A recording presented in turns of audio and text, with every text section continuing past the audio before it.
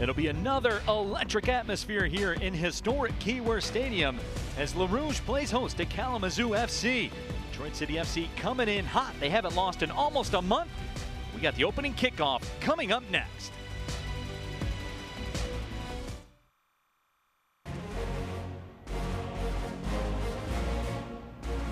Good evening, everybody, and welcome inside historic Keyworth Stadium, where tonight Detroit City FC plays host to Kalamazoo FC. Alongside my broadcast partner, John Krieger, my name is Neil Rule. Happy to have you with us for tonight's NPSL matchup between these two squads. And John, as you take a look at tonight's match, this kicks off a 4-match in 7-day stretch. A very daunting task for LaRouge, but a very deep roster. Absolutely it is. City had to rotate its squad a lot during the first half of the season. Players had other commitments. It's what happens in the NPSL and in semi-pro football. And so Ben Pierman's squad has had a chance to run together in a lot of different lineup combinations. That'll pay dividends. The good thing for City, 3 of the 4 matches right here at Keyworth Stadium. We start the home heavy back half of the schedule. The bad part is a 24-hour turnaround, basically, to get rehabbed and ready to head to Milwaukee. But if they can get past that, it could be very good for City. The pressure is on LaRouge, though, because all 4 of these matches are against teams below them in the table. You'd expect them to pick up points, and they need to keep pace in the division. That's a great segue, partners. We take a look at the NPSL table, brought to you by your Metro Detroit Chevy dealers. And as we see this table in front of us, John, what a difference a couple of weeks make. Detroit City FC, they're a factor now. They are indeed. They are right back in. It's game on in the NPSL Great Lakes Division. Thank you to tonight's opponent, Kalamazoo FC. They knocked off Lansing United in Kalamazoo at the weekend. That tightened the race right up, but 4 wins in 4 in their last 4 outings for City, going right back to the last time we joined our City faithful here, a win over Grand Rapids FC, and Sean Lawson, the Oakland Golden Grizzly product, scored in each of those games. As Lawson goes, so go LaRouge, and they go very well right now. And as we take a look at all the action in the NPSL this weekend, culminating with that match on Sunday, as you talked about, very difficult 2-match stretch here, as Detroit City FC will hit the road tomorrow and travel to Milwaukee. So a quick turnaround, as you said, but an opportunity to make up some ground in those standings with the top teams. Yeah, you got to go on the road to Milwaukee, but you take a look at another of the matches in the table. Grand Rapids FC and Lansing United. Lansing got their ears boxed a little bit by Kalamazoo. They get to go in and take on a Grand Rapids FC team that's never an easy out. Perhaps if they drop points there and City can go into Wisconsin and get the win. I know there's a large contingent of Northern Guard supporters that are renting a bus to go all the way to Milwaukee and make their presence known. So it might just be a home game for LaRouge, depending on how much smoke gets popped. And so if they can get those points, they set up a good week with 2 home matches and can perhaps move into that number 2 spot before they even face Lansing United this year. Make their presence known. They certainly will look to do that. As we take a look at the pre-match report, these 2 squads hooked up back on June 11th. A 1-0 win for LaRouge over Kalamazoo FC. Jean-Claude Lawson did all the damage, and he hasn't stopped since then. 4 goals in 4 games. He's become a real presence in the area, but he's had some help from his friends. And you're going to see City's forward line tonight. Max Todd back up there as well. The 4-3-3 for Ben Pierman works very well, and it all starts from the back line. The fullbacks for City, Spencer Glass in particular, bombing forward, allowing the midfielders to get forward, and that's the kind of system Lawson likes to play in. You're seeing the dividends come good. I like City's 4-3-3 tonight. Now tonight, LaRouge will wear the special gray kits, and these are a benefit for Alternatives for Girls, and what they do is they help homeless and at-risk women through shelter and outreach. And John, that's really just another example of this club being about the community and really a grassroots effort and reaching out and making a difference. It is. There have been a number of charity partners through the entire time that City has been a football club, and another worthy one tonight in Alternatives for Girls. A lot of good work here in the Motor City. It's an example of a club founded in Detroit, for Detroit, by Detroit, helping Detroit, and I love those great kits. They look great. They certainly are smooth, and they will be auctioned off in the postgame. 100% of the proceeds raised will benefit Alternatives for Girls. Certainly a very worthy cause, and certainly a lot of fun to be affiliated with that. Let's take a look at the starting 11 for Detroit City FC here tonight. A couple of wrinkles, John, as you saw what the starting 11 will be here tonight.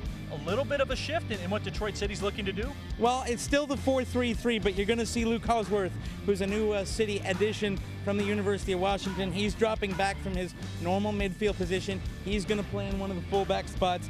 The other fullback is still going to be Spencer Glass, and you're still going to be the 4-3-3. But what we do see is Max Todd up front partnering Lawson. Those two dovetail very well, and Todd coming back in healthy and fit. I like the way it sets up for City going into tonight.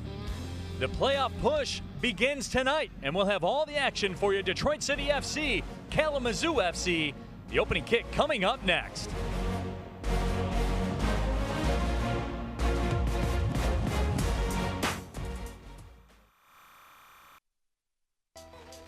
Live stream coverage of the Detroit City Football Club is brought to you by your Metro Detroit Chevy dealers.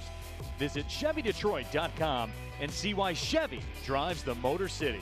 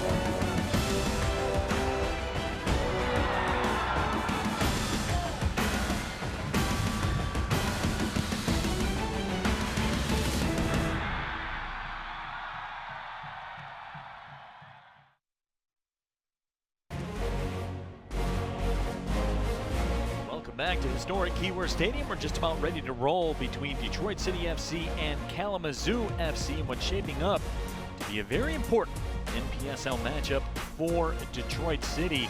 And as you see, and as always, the Northern Guard is ready. Everybody affiliated with the program is ready. And John, we brought this up in the open. What a difference a couple of weeks can make.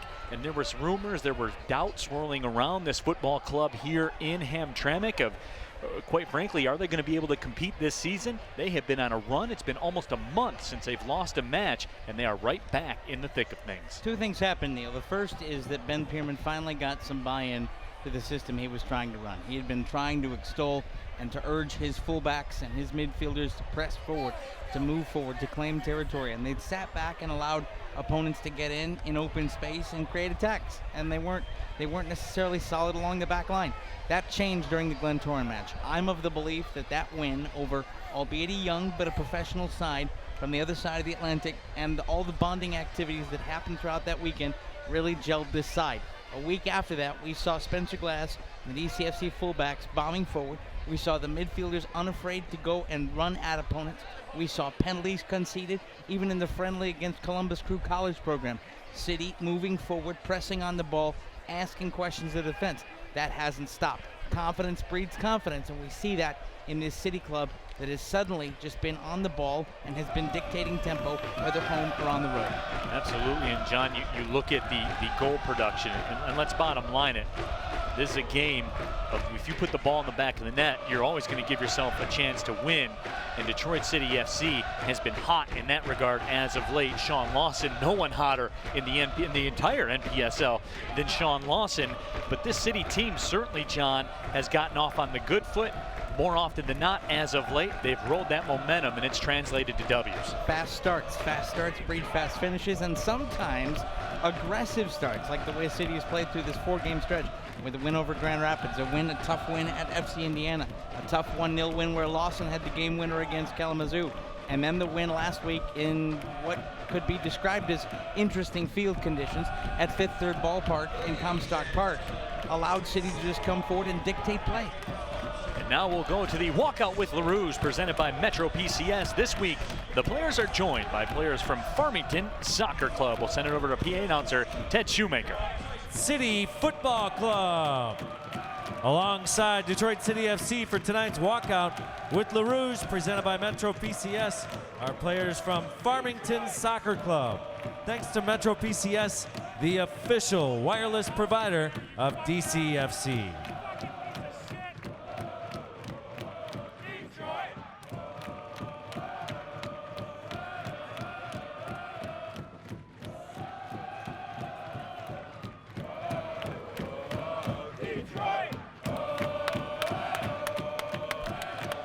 And now for tonight's starting lineups presented by Henry Ford Health System for Kalamazoo. Number 1, Wes Mink. Number 2, Alex Ruddick. Number 4, Aid Edenia.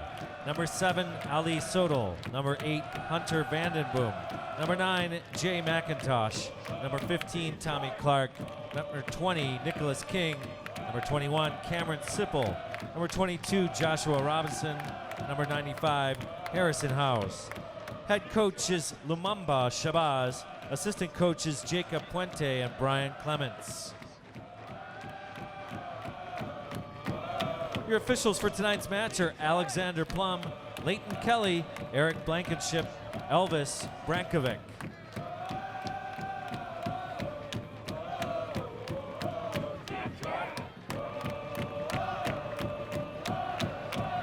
And now, for your hometown Detroit City FC's starting 11. Number 37, Max Todd. Number 21, Aaron Franco. Number 19, Roddy Green. Number 14, Zach Bach. Number 13, Bakey Goodman. Number 12, Luke Houseworth. Number 9, Sean Lawson. Number 5, Stephen Carroll. Number 3, Spencer Glass. Number 30, Colin Miller. Your captain, number 10, Cyrus Sadie. Head coach of Detroit City FC is Ben Pierman. Technical advisor is Klaus DeBoer. Assistant coaches are Jordan Andrews, Josh Rogers, and Brett Mullen. Now, ladies and gentlemen, please rise and remove your hats for the national anthem, led by the Detroit City FC supporters section.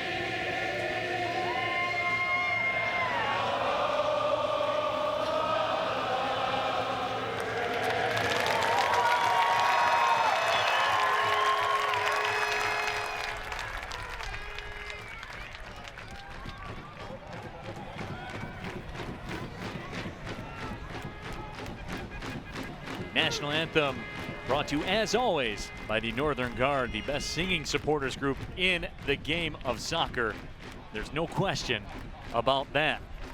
Let's take a look at tonight's Wheelhouse weather report. 77 degrees, mostly cloudy, but it could be a lot more humid. It could be a lot warmer, so we'll definitely take that here tonight. Again, the weather report brought to you by Wheelhouse. A rainy day to ride up to Keyworth. And if you do, and for all those that did, DCFC has you covered with a free bike valet provided by Wheelhouse Detroit, with locations in Hamtramck and downtown Detroit.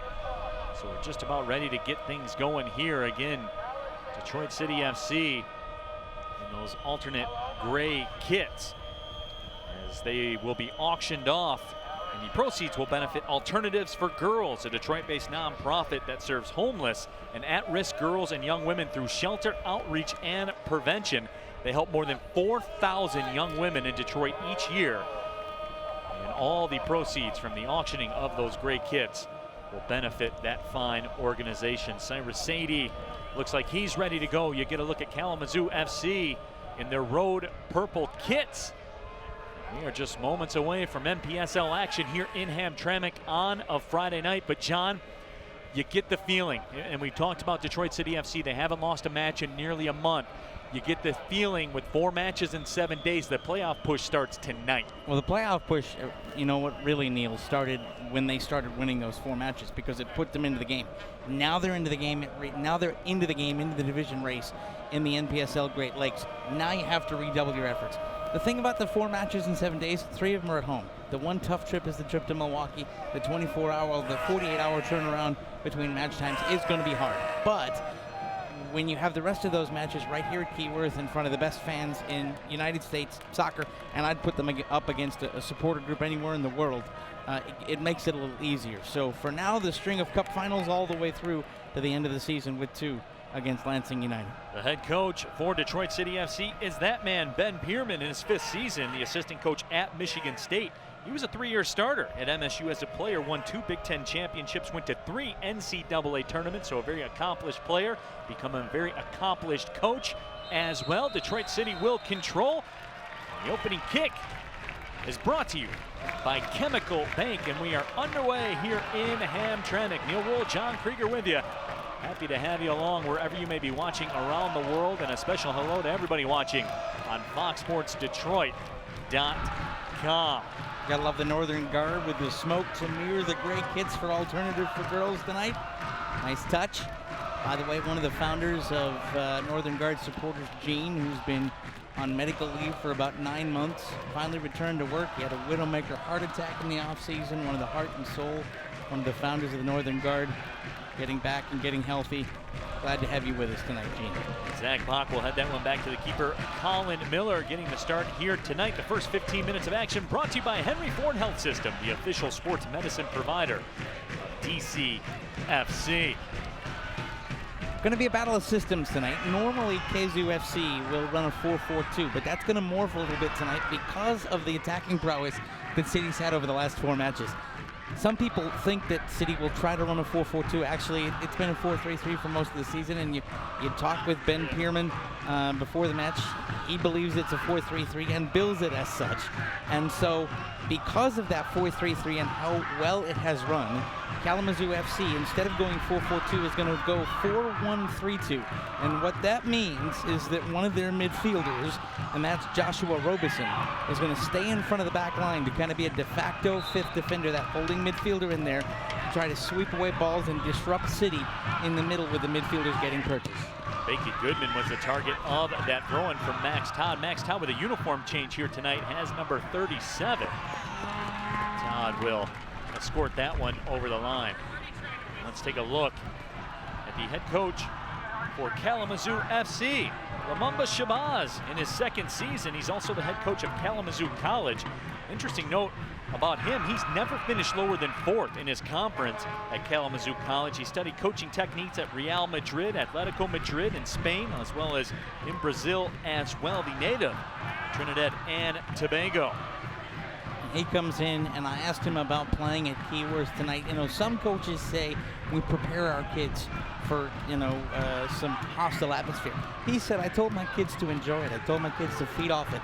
This is what football is supposed to be in this country. He said, I take a look at DCFC, I take a look at what they do, I take a look at what they bring, and I don't see it as a hindrance. I see it as the model for what football should be in terms of atmosphere and supporter culture. And so a little bit of respect from the man on the KZoo bench, knowing that Keyworth remains one of the greatest atmospheres in United States soccer. Coach Shabazz, certainly somebody that you would assume is going to be on the uptick here. His career poised to really take a jump forward as we move on. Kalamazoo FC, 2 wins, 2 draws, 4 losses. They're 5th in the conference. Here comes an opportunity on the left side. Settling it down is Ronnie Green. He'll turn and drop it back to Sean Lawson. He's the man that's been on fire. Lawson with the touch to Sadie. Sadie's shot is blocked. Green with the cross. That's deflected up, and a corner kick coming for Detroit City FC. But here, John, in the 4th minute, LaRouche with some heat early on against Kalamazoo FC. You know what? We see Lawson again with the presence at the box, but really that was started 4 touches earlier with Lawson in midfield. He was holding up a defender with his body. He came in and passed off to Cyrus Sadie instead of trying to turn and go himself selfishly. Sean Lawson tracking all the way back into midfield to start that off, and Cyrus Sadie with a nice 1-2 with him to set up this chance. Corner served, and it's headed out. Kalamazoo FC stops the initial threat, and they will earn the throw-in. Sean Lawson, we talked about, 4 goals on the season. Got himself into the top 10 in the MPSL in scoring, the former Oakland University Golden Grizzly under head coach Eric Pogue. Starting goalkeeper tonight, Colin Miller. His college soccer at Providence College, was an all Big East first team performer last year, had 8 shutouts. And that'll earn you the Big East Goalkeeper of the Year award. And John, that's not to be taken lightly. The Big East, a very vaunted college soccer conference. Absolutely, continuing to grow and well earned, and he's been great between the sticks for City all year. He gets involved, one of the new faces in gray tonight, normally in rouge and gold. That's Luke Hausworth, the University of Washington product. He's coming in, filling a roster need for City. By the way, they'll also say goodbye to Aaron Franco. The City midfielder wearing number 21 in the lineup tonight is heading off for a few weeks to the Maccabi games in Israel. A great honor to go to play in that competition, and so you will not see Aaron Franco for a couple days, or a couple weeks rather, in the lineup. But Hausworth coming in defensively and moving back to right back today. He's going to be a good addition out of the University of Washington. Kalamazoo FC looking to build some possession in the midfield, but 5.5 minutes into this match, John, so far it's been a very tilted field. Kalamazoo FC has been very cautious. They've been cautious, but they've also been muscled off the ball, and I'm really impressed with City's forward line. Normally you have that forward 3, they're waiting for service, but I've seen Max Todd track all the way back near to the halfway line to try to win a ball. I've seen Sean Lawson track back to try to win a ball. When you have forward players that are unselfish and willing to come in and be that extra body in midfield and then get forward and get in a position where you can receive service, good things can happen. That's a sign that this squad continues to come together. A lot of unselfish play in the opening few minutes. And as always, we're taking your tweets throughout the broadcast here tonight. Send us a tweet with the hashtag WatchCity. We'll read those as the evening rolls on. Our first one here from NGS in Alamo City in San Antonio. Says, you guys got this tonight. And then said some other things, but we'll leave that part out. But we certainly do appreciate you checking in from San Antonio. Jason Kepsel as well says checking in from OBX for the big match tonight. So the fans are fired up. Even got one from Chuck E. Cheese in South Dakota, from City, not the state. So there you have that as well. I'm a big fan of Chuck E. Cheese. Me too. Little skee ball for you, John Krieger? Oh, I was a skee ball wizard. I was more of a bubble hockey guy. And that doesn't surprise me at all, man. You seem like you wouldn't just, although I never played in the ball pit, ever. Absolutely. So the whistle and the call goes against Detroit City FC. So it'll be a restart coming up for Kalamazoo. Yeah, just a little foul, just a little hi, how you doing? And by the way, that gives us a chance to introduce our refereeing quartet this evening. Alex Plum is the man in the middle, Leighton Kelly and Aaron Blankenship, his assistants. The 4th official tonight is Elvich Brakonovich. Ball served up the left side, probably the deepest Kalamazoo has been able to get in to that defensive third. And you know who came back to intercept that ball was Max Todd, tracking all the way back from forward position. Now Kalamazoo trying to build up something on that left side, so here's their first pressure of the evening, 7.5 minutes in, as that ball ruled over the line. Our good buddy Gus Macker has checked in, got the stream on the houseboat in Key Largo. See you boys in 3 weeks, #Watch City. That's the one that always gets me jealous. Key Largo. My boy Gus Macker's got life figured out. I'll just say it like that. That ball over the sideline, throw-in coming for Detroit City FC and those gray kits.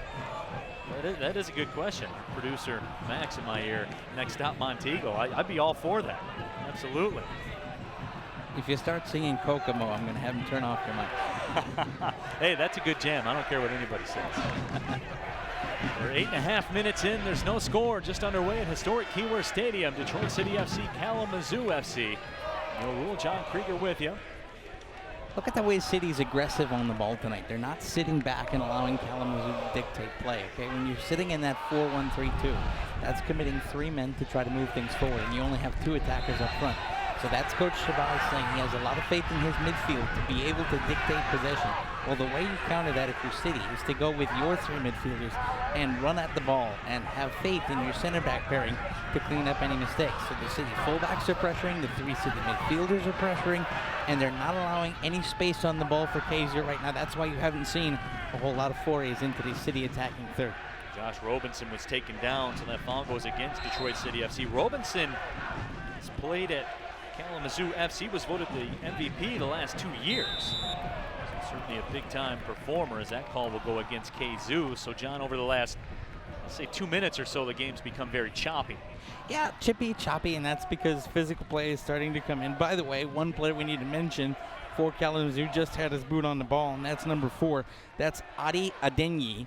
He is a British-born Nigerian player. He's played in Canada and in Finland. And he's got goals in his last 2 games, and also he had a brace earlier in the year. He has accounted for nearly half of Kalamazoo's 10 goals on the season, and he looked good in pre-match warm-up tonight. He's hungry to try to get the ball in space in the box. Becky Goodman has that one taken away in the midfield. Goodman's another guy, speaking of the Big East, was on the Big East All-Rookie team back in 2013, so he played college soccer at a very high level. Here comes a developing situation for Kalamazoo. Detroit City FC recovers nicely defensively. City closes down well. And here now some space, but again, look at Becky Goodman coming in and closing that down, and Sean Lawson again from the forward spot coming all the way back into the defensive third to put pressure from the backside, and that the footsteps coming from behind, knowing that there's a defender coming, even though it's a forward.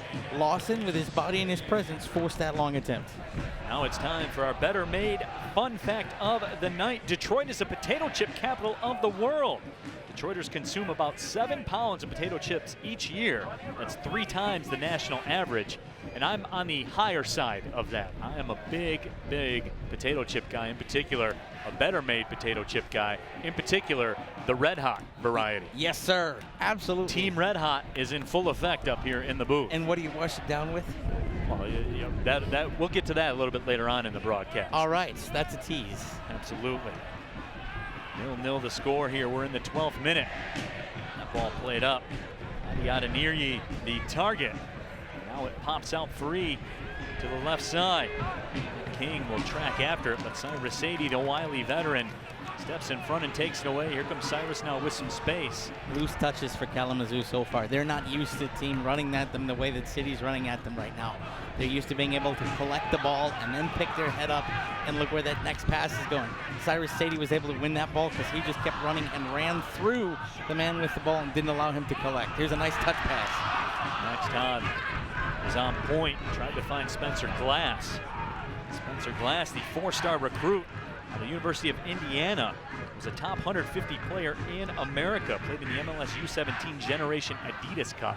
So that gives you an idea as the type of talent Spencer Glass possesses. And we talked about him, got a chance earlier today. Jason Davis from SiriusXM FC Radio was in town, did his show, The United States of Soccer, live on the Livernois Tap. a chance to sit down and talk with him, and we're working out a plan to try to get him in the booth here tonight. So big thank you to everybody at Sirius XM FC Radio for having us out. Really, really good time. Plus, it's always a plus to get to the Livernois Tap during the day. Had a nice beverage up there. Absolutely. I Soda support pop. that. Support that during the day. Absolutely. You can never go wrong. Especially when you're talking soccer with one of the best soccer programs in this country. Yeah, no doubt about it. That ball played out of bounds. Stephen Carroll. Carroll scored 3 goals for Davenport last year. And instead, the foul will be called against Kalamazoo. Huge match here tonight, but again, as we talked about, 4 matches in 7 days for Detroit City FC. They're all going to be huge as they are trying to continue their climb up the NPSL table. They haven't lost in almost a month, and there you see the replay of the foul. You know, it's the best possible 0-0 scoreline for City right now. There hasn't been a real concentrated attack in their end. Anytime the ball's been anywhere near the attacking third, City has closed the ball down well. They've been the ones that have been better on the ball and moving forward with better passing, and they have the only corner of the match so far. Ben Pierman, always with his arms folded. That's almost a habitual pose on the City touchline, but he can't be too upset with the way his side are asking questions 14 minutes in. By the way, want to say hi to our friends at the Ivy and Coney in Washington, D.C. That's where the DCFC D.C. Embassy is watching. That's an establishment in the nation's capital that allows City matches to be streamed on screens in their establishment so that the embassy can go out there and watch. Well done, DCFC making its presence known in the nation's capital tonight. Still almost blows my mind. You know, there's bars nationwide that set up watch parties for Detroit City FC as the product continues to grow and grow. Now Detroit City FC with the possession through the middle. Sean Lawson the target, drops it off on the right side. There's Luke Houseworth with it. The product of the University of Washington is Houseworth. Played over 1,500 minutes right back on that UW defense that allowed a half a goal a game. One of the powerhouse programs in the Pac-12. Credit there, by the way, to Ali Sodal in defense for Kalamazoo FC. He forced and used the body to use the touchline as a defender and really rendered that chance moot and forced Houseworth to play the ball out of play and set something up for Kalamazoo. That's one of the better instances of closing down the ball we've seen from Kalamazoo so far today. The next 15 minutes of action presented by Faygo, the official pop of Detroit City FC. And you talked about what do you like to wash down your Better Made chips with. Team Red Hot Better Made is also Team Rockin' Rye here in the booth as that ball is played up and out. Cyrus Sadie chips it, but again, here comes Kalamazoo FC looking to possess. And they finally win a ball there. Getting muscled off the ball for City was number 19, Roddy Green. And Green was taken on 2v1 as they had someone tracking back with him. But good job by the City midfield to force the back pass from Kalamazoo from a forward position. They've had to try to reset. They still have the ball in midfield, but City making them regroup and allowing the defense to take shape again along the back line. Ball played through the midfield to nobody in particular. So Detroit City FC and Becky Goodman will turn with it. Todd. Goodman. To the middle, there's Franco. Detroit City FC will reverse field, try the left side. Glass puts the brakes on. So very deliberate possession right now for the Rouge. But Ben Pierman will take that deliberate position because it's possession with purpose. And the difference between City's possession and Kalamazoo's possession so far tonight is that City have always had an objective when they've been moving the ball. Kalamazoo has been reactive rather than proactive. The offside flag up on Roddy Green. Green plays college soccer at Saginaw Valley State. Had 7 goals, 2 assists last year at SVSU. Holds the Lakeland High School record for goals in a high school career. So he's been a very prolific goal scorer during his time in the game. Look at Becky Goodman. He lost the ball there, but a nice body position to try and turn it upfield. He just didn't see the second guy coming in who took the ball away from him. McIntosh did the deed for Kalamazoo FC. And now we'll get a tussle going as Roddy Green comes in. That's going to be a booking for sure. It's only whether it's yellow or red. And the yellow card is in hand of the official. Roddy Green, the second man in. And right now he's getting a talking to from Aaron Franco. You got to keep your head, Roddy. Yeah, it certainly is the case. Well, I'm sure we'll working to get a replay and another look at that situation, how it all shook out.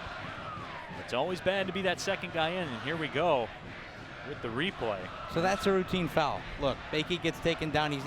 What he's objecting to is the tackle coming. No, he's objecting to the tackle coming in from behind. And the push at the end. A little bit. Yeah. But you know what?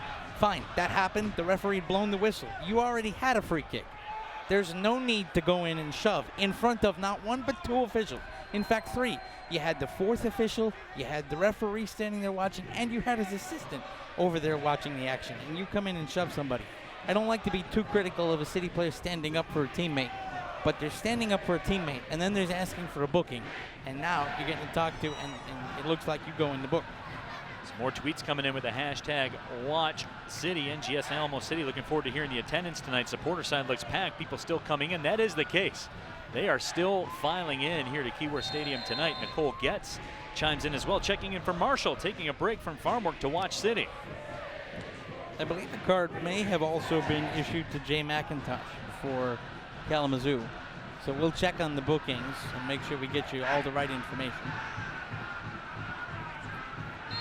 So that ball squirts free at the midfield, and now it will be bowling down. The foul will go against Detroit City FC. See, this isn't City's game. We've had a lot of fouls in the last few minutes. City getting a little chippy. Look, I understand these are young players. You don't want to seem to be backing away from a challenge. But this side plays so much better. City plays so much better when they're in a flow, when we're less about the chippiness of a match and just trying to beat teams on the scoreboard and finding the next pass and finding the next play. The last few minutes, not what Ben Pierman will like at all. So Nick King will toss this one in. Kalamazoo FC will look to go to work. 0-0 the score. Another foul will be called against Detroit City FC. And again, we see the chippiness and the tussle that ensues.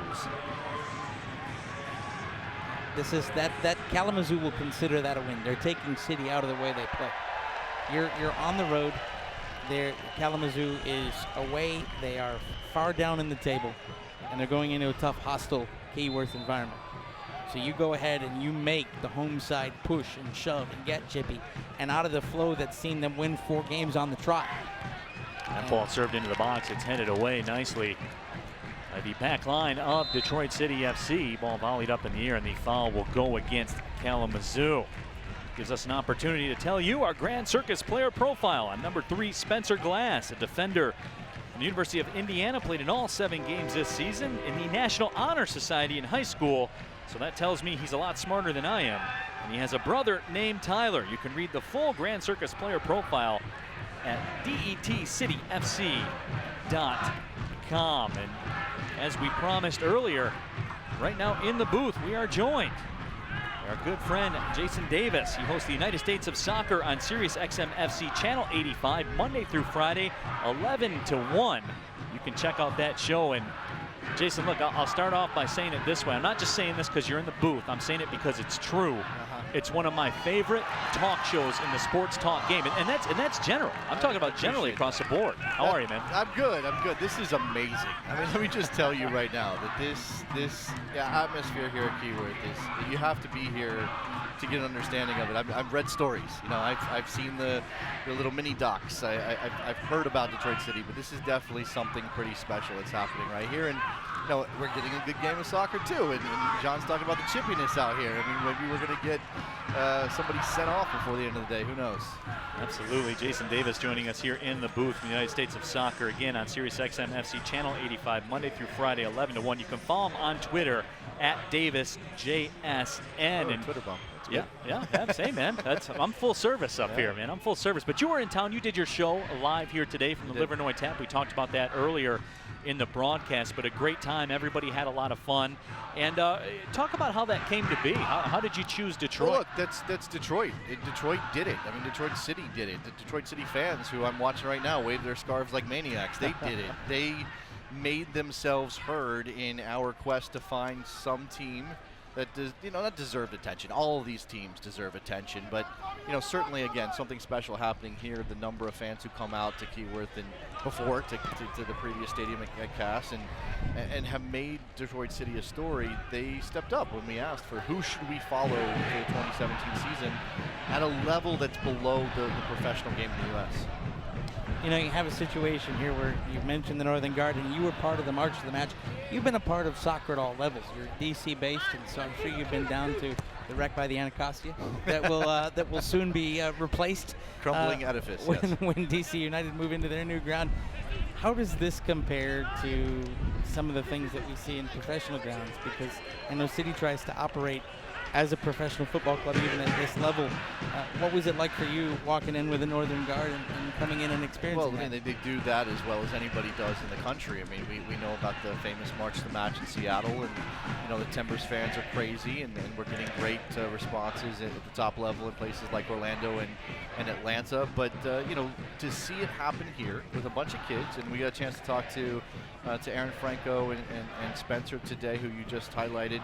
Those are, these guys aren't doing it because they're getting paid a bunch of money to do it. They're doing it because they love the sport of soccer. Maybe they want a career down the line, but this is something amazing for them to experience. They're going to be out in front of a bunch of crazy fans, and so is it the MLS level? No, of course not. But it's about as good as you're going to do here, and it's an amazing credit to the ownership group of Detroit City FC and to the fans that have rallied around this club. I know you've tried to look at soccer at all levels in this country and help grow the game by giving exposure at all levels. In America, we're predisposed to look at professional sports and professional leagues. But if the game's going to grow in this country, environments like this are going to help. You've been around this country watching a lot of different teams and a lot of different atmospheres.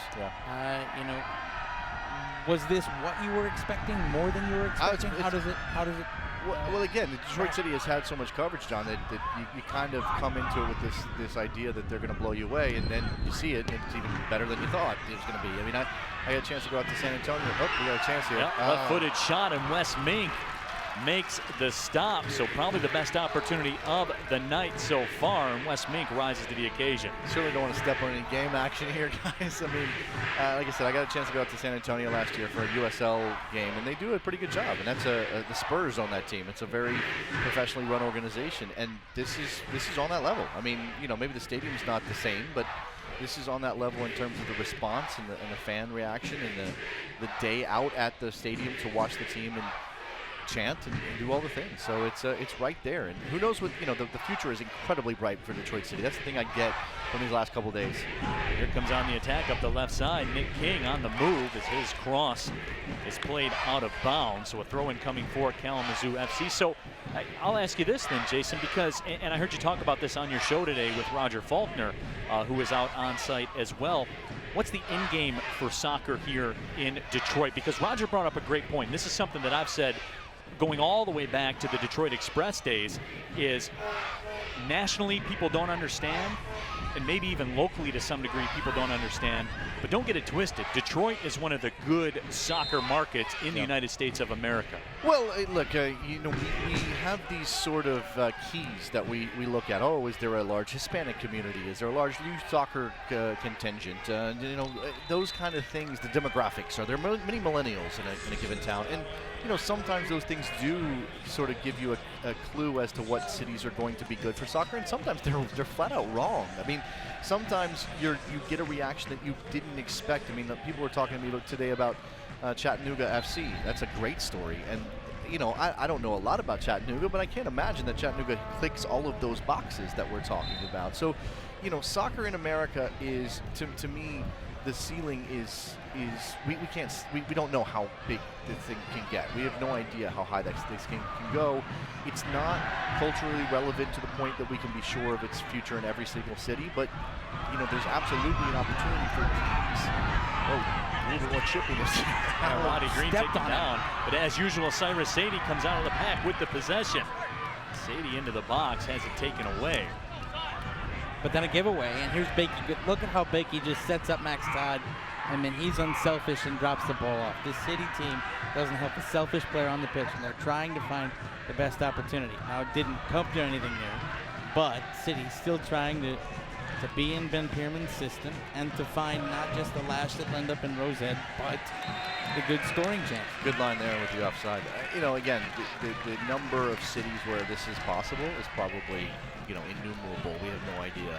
I hope that people like Sean and Dave and Alex and all these people come together in a number of cities and start something and maybe catch the same kind of fire that Detroit City has. Jason Davis joining us in the booth, the host of the United States of Soccer on SiriusXM FC Channel 85. You can hear that show Monday through Friday, 11 a.m. to 1 p.m. Touches on all levels of American soccer. It's not just devoted to the MLS coverage. He goes all the way across the board, talks about the U.S. Open Cup, the USL, all the way down here to the NPSL as well. Certainly takes a look at American soccer from all angles. You can follow him on Twitter at DavisJSN. And Jason, you and I were talking on the show here earlier as you were kind enough to have myself and John Krieger on. In my opinion, soccer in America, in terms of development and the way people look at development, it's too magic bullet based. Everybody wants to say, if we do this, then it will take off, as Mercedes is taken down and the foul is called.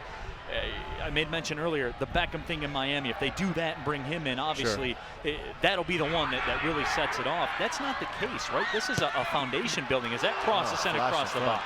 Beautiful ball from Houseworth there, coming in, stood it up on the byline, and just put it in the box. Unfortunately, nobody completed their run for City. Three guys were making a run, and they all stopped because I don't think anybody thought Houseworth was going to get there. Puts it in the back of the net, and it's a goal for Detroit City.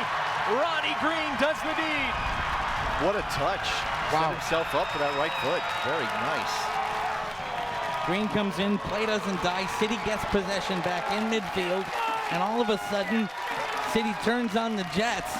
And as I'm telling you about the ball from Houseworth, City, instead of regrouping as they've done all match, decided to put their foot down on the floor and get the ball into Roddy Green in a sublime finish for which, frankly, Wes Mink didn't have a whole lot he could do. Roddy Green came in with a high energy level tonight. He staked Detroit City FC to this early 1-0 lead here in the 30th minute as we take another look at it. And the right foot is pure from just about 16 yards out. Just one touch, one shot, one goal. Jason Davis. Good luck. Yeah, absolutely. The City fans are going to bring you in every single match. Clearance off the line there. The action does not stop. Obviously, this is soccer. You can't just slide somebody into the booth and expect things to stop, guys. No, but you're worth having up here in the booth to talk to us. I appreciate it. I won't take up too much more of your time. You were saying, Neil.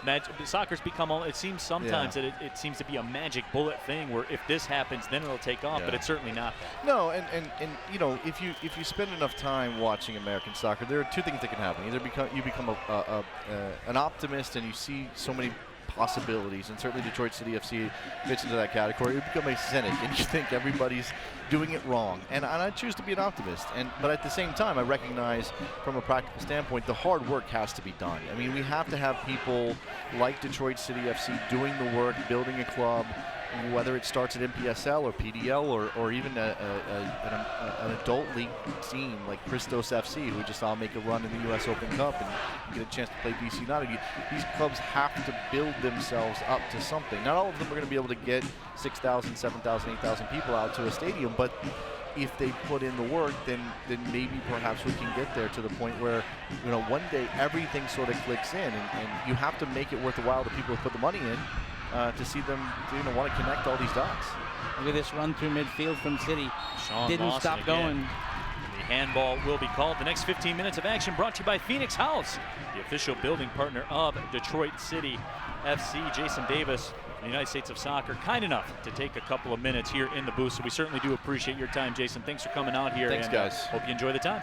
It's fantastic. Thank you so much for having me. Absolutely. Jason Davis, again, he hosts the United States of Soccer, SiriusXM FC Channel 85. You can check that out from 11 a.m. to 1 p.m. Monday through Friday. You can follow him on Twitter at DavisJSN as well. So another chance there for City. Absolutely. Action is hot and heavy here. Keyworth Stadium tonight. Look at Ben Pierman pacing the touchline. His side is up 1-0 in the 32nd minute, 33rd minute now, and he's not happy. This is still someone that wants to see his side play smoother. City have been choppy for large portions of this first half. Now listen, doesn't matter if you're choppy if you win, but I would guarantee you that when Lindsey Pearson talks to Ben Pierman at the halftime break, he's going to talk about the fact that they need to be more composed and they need to be better on the ball and they need to be smoother on the ball and not get bogged down by what Kalamazoo is trying to do. Great ball in! Spencer Glass and a beauty just out of the reach of Sean Lawson. And John, right now, Sean Lawson taking this match over. A couple of dangerous opportunities for number 9. Well, he wants high 5 goals in 5 games. And the thing of it is, Sean Lawson's making his own chances. The hardest worker, who was it that said the harder I work, the luckier I get? Because that's what Sean Lawson is doing. He's tracking back and trying to win balls in midfield. Then he gets forward and he's on the other end of runs. And he's very close. He's got his scoring boots on. He just hasn't been able to find the back of the old onion bag. Wes Mink puts the right boot to it to send it up towards midfield. And we talked about Wes Mink, who plays his college soccer at Oakland University. That's where Sean Lawson graduated from. And Wes Mink told me pregame, he said, I can't let Sean get another one on me. Because, of course, Sean Lawson got the winner when these two squads hooked up back on June 11th, a 1-0 Detroit City FC win. So a little bit personal battle between the two ex-teammates. And here's Sean Lawson again on the move on the left side. That's a foul. Wow. That should have been a City free kick. He was muscled down and muscled down hard. I think it was Alex Rudock going in there on the challenge, and he took down Lawson. And now a Kalamazoo player is down worse for wear, but that's lucky lad moment for the boys in purple, because Sean Lawson, and the way he had won position on that ball, should have been given a free kick. 1-0 Detroit City with the lead after the Roddy Green goal. Right now, the officials having some discussion. It's either contact or blood. He was pointing at his forehead. Now he's got to come over to the touchline here. And by the way, that's Kalamazoo. The medical staff coming out there. Alex Rudock, the player, shaken up. Second team All-Stater at Caledonia High School over on the west side of the state of Michigan. You know what? He might have taken a knock to the forehead. He's kind of holding his head just a little bit there on the touchline. He's being attended to by the Kalamazoo training staff.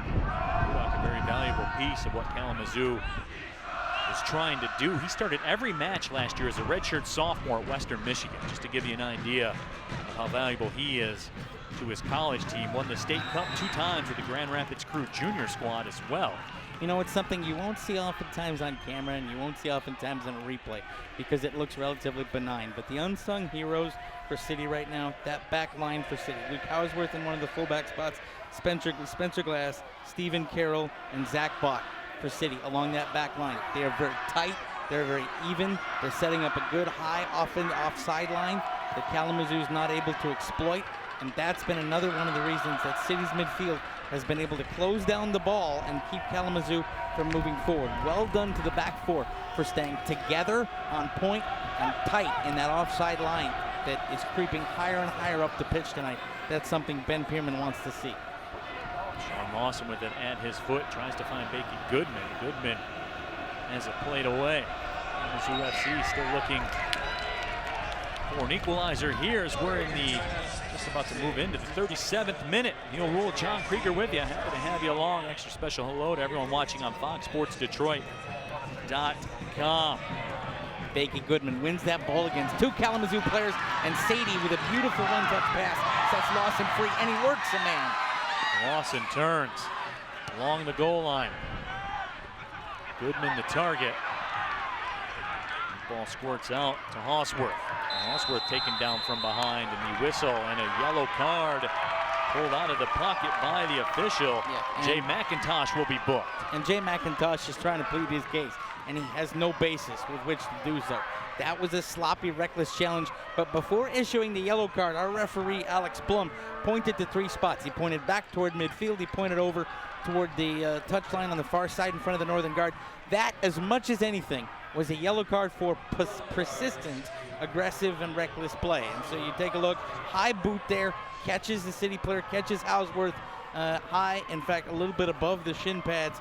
And so with the kind of accumulation of fouls, it's an easy yellow card. And now he's got to play with a booking for the next 8 minutes plus a half.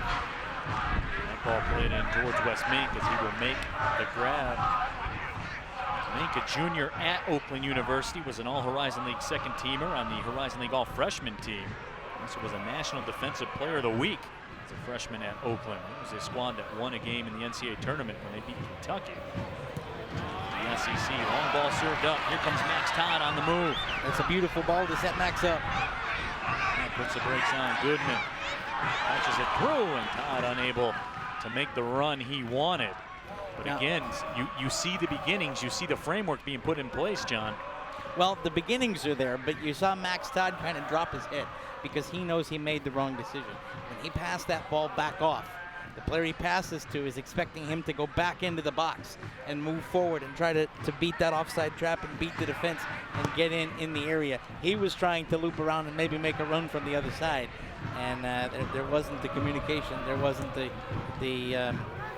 presence between the two players, the link up between the two players to make something happen. Otherwise, he could have been free. McIntosh plays that ball up the left side. The target, Ali Sodal.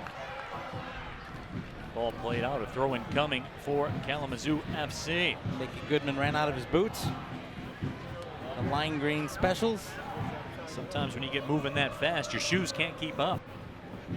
And the way Bakey plays, that's not surprising. There they are, the lime green specials. Those are so that people can see them once the Northern Guard starts popping smoke. Or at least that's what I'm going. Harrison Howells will send that ball up towards the box. Colin Miller will make the easy grab. Colin Miller was able to make the easy grab because Zach Bach shepherded away the man who was supposed to be on the end of that searching ball and cleared space for his keeper to come out and claim it. That's a heck of a job by the center back. Goodman again in the midfield to Sadie. Boy, we have said Bakey Goodman's name a lot here so far tonight. Sadie. Todd. Green. Challenged. Spencer Glass stepping up on the left side. His cross. Touched out wide and over the goal line. Think about that. That's Spencer Glass on the offensive, on the attacking byline. Your fullback is up all the way on the attacking byline and chipping in service that were for a little better contact. Could have made this 2-0. What that says, if your fullbacks are getting that far forward, it means they have confidence in two things. Their ability to get back quickly if there's a turnover, but also their knowledge that the back four for Kalamazoo really isn't pressing forward on their own, and they're giving City space to run into. And if you give Spencer Glass space to run into, he will take it all day long. Absolutely. Dumi Menyang coming in for Kalamazoo FC, an early substitution here in the 41st minute. Sean Lawson with the scissor, turns and fires with the right foot. That's blocked up high. Sean Lawson again just playing with a lot of confidence. Goodman turns, his cross is blocked. Sipple take control, play it up towards midfield. Carroll dinged with the foul that time. Vince Rubino checks in from Twitter. Says, watching from Las Vegas, go Detroit, ready to see 3 more points. Hashtag watch City. Appreciate you checking in from the 702, Vince.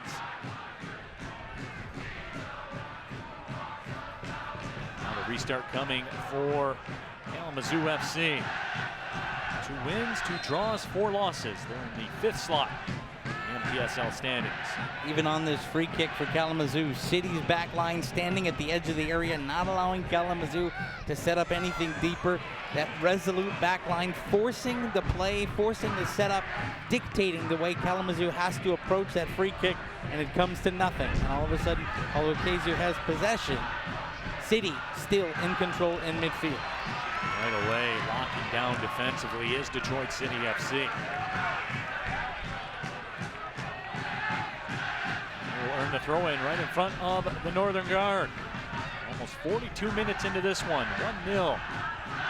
DCFC off the strength of a Roddy Green goal with the lead.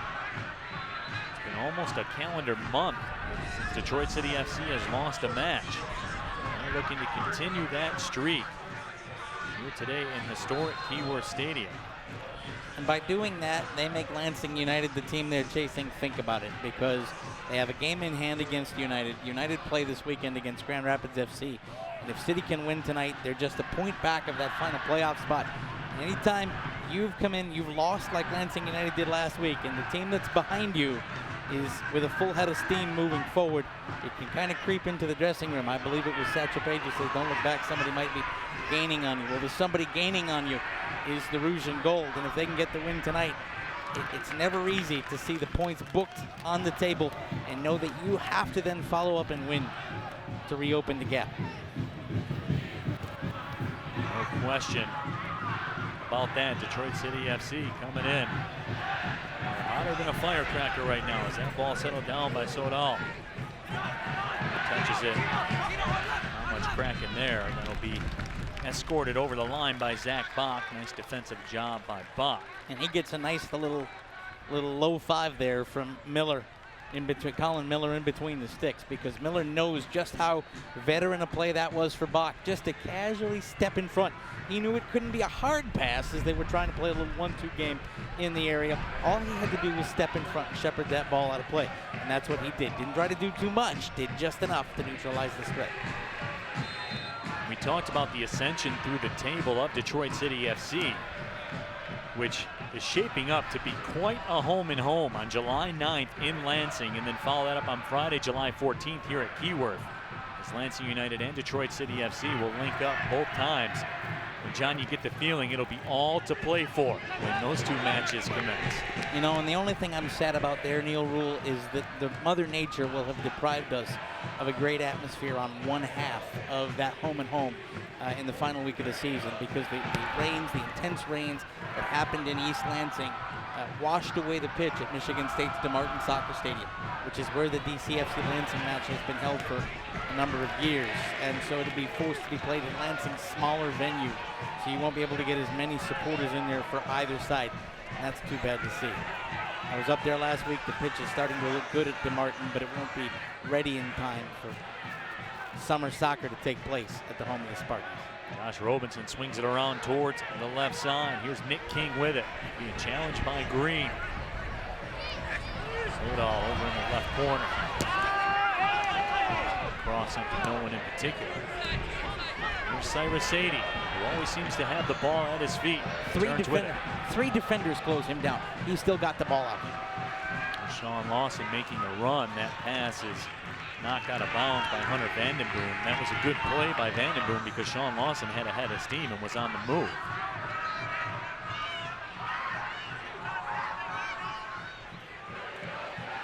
We're into stoppage time here in the first half, and I think Ben Pierman can't wait to get back into the dressing room. He's been rather quiet on the touchline, except for to voice his comments on a couple of referee decisions and tell his boys to keep pushing forward. City does have the lead, but they've been stagnant for large parts of this first half. The better side, there's a nice ball. Here comes Green with it into the box. Green on the move, turns, crosses, and that ball played out of bounds. A late corner coming up here for Detroit City towards the end of the first half. One of the final kicks of the first half.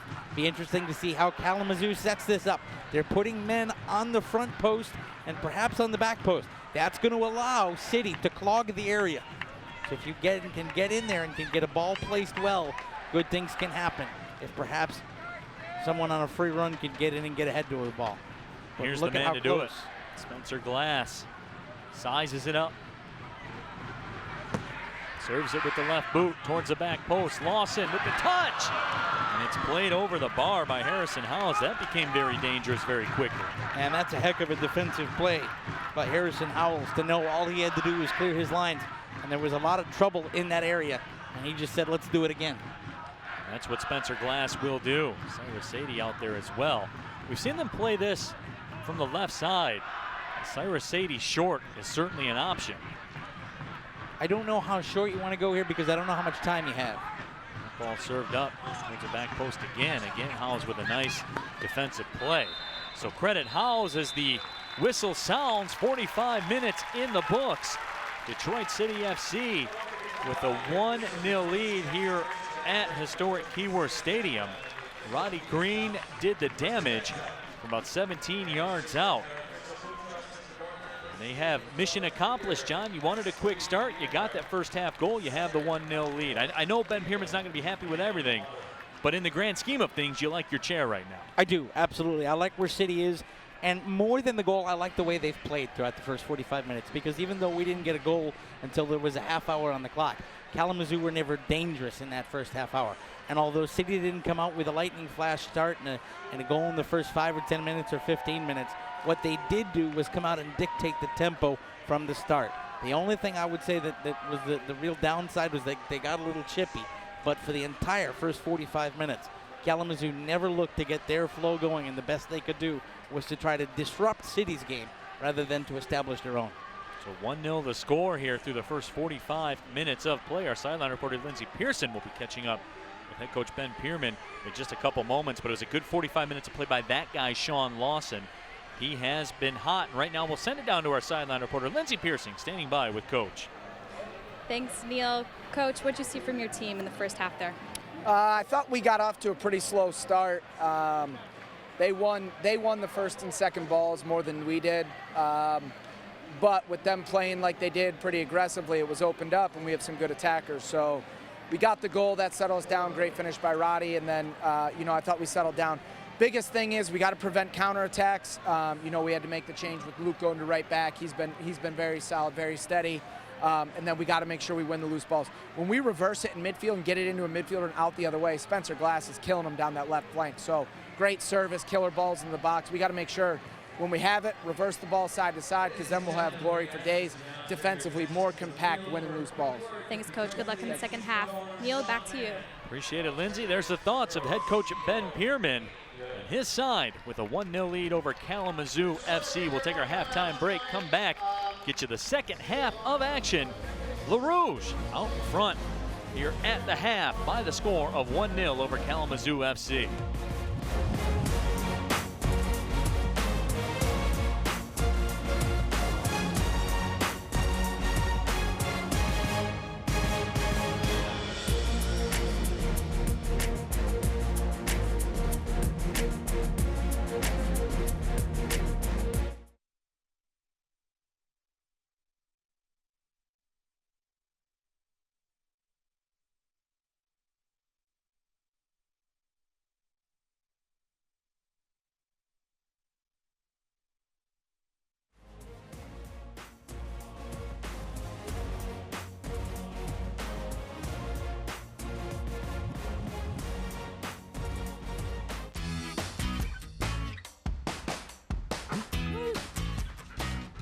Now through June 30th, your Metro Detroit Chevy dealers will be collecting donations for their favorite animal charities during their Pickups for Paws event. Oh, not right now, girl.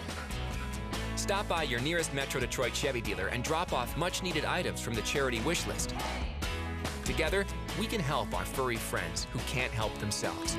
They will be forever grateful. DTE Energy is committed to giving back.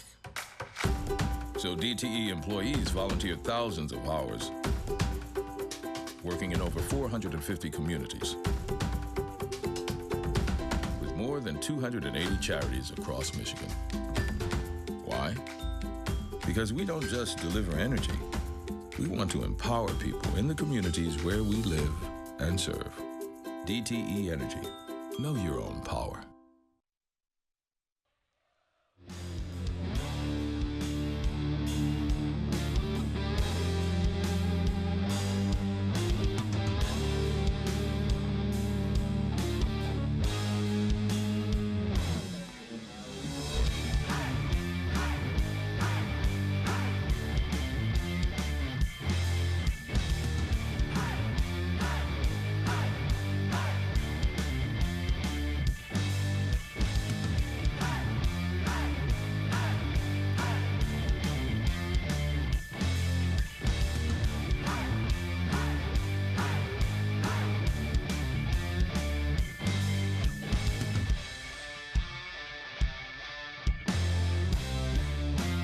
I love helping people get what they need. So when you order with ClickList from Kroger, I make sure you get everything you ask for, just the way you like it. Whole organic milk, Done. 2 ripe bananas and 1 green. And today's fresh bread?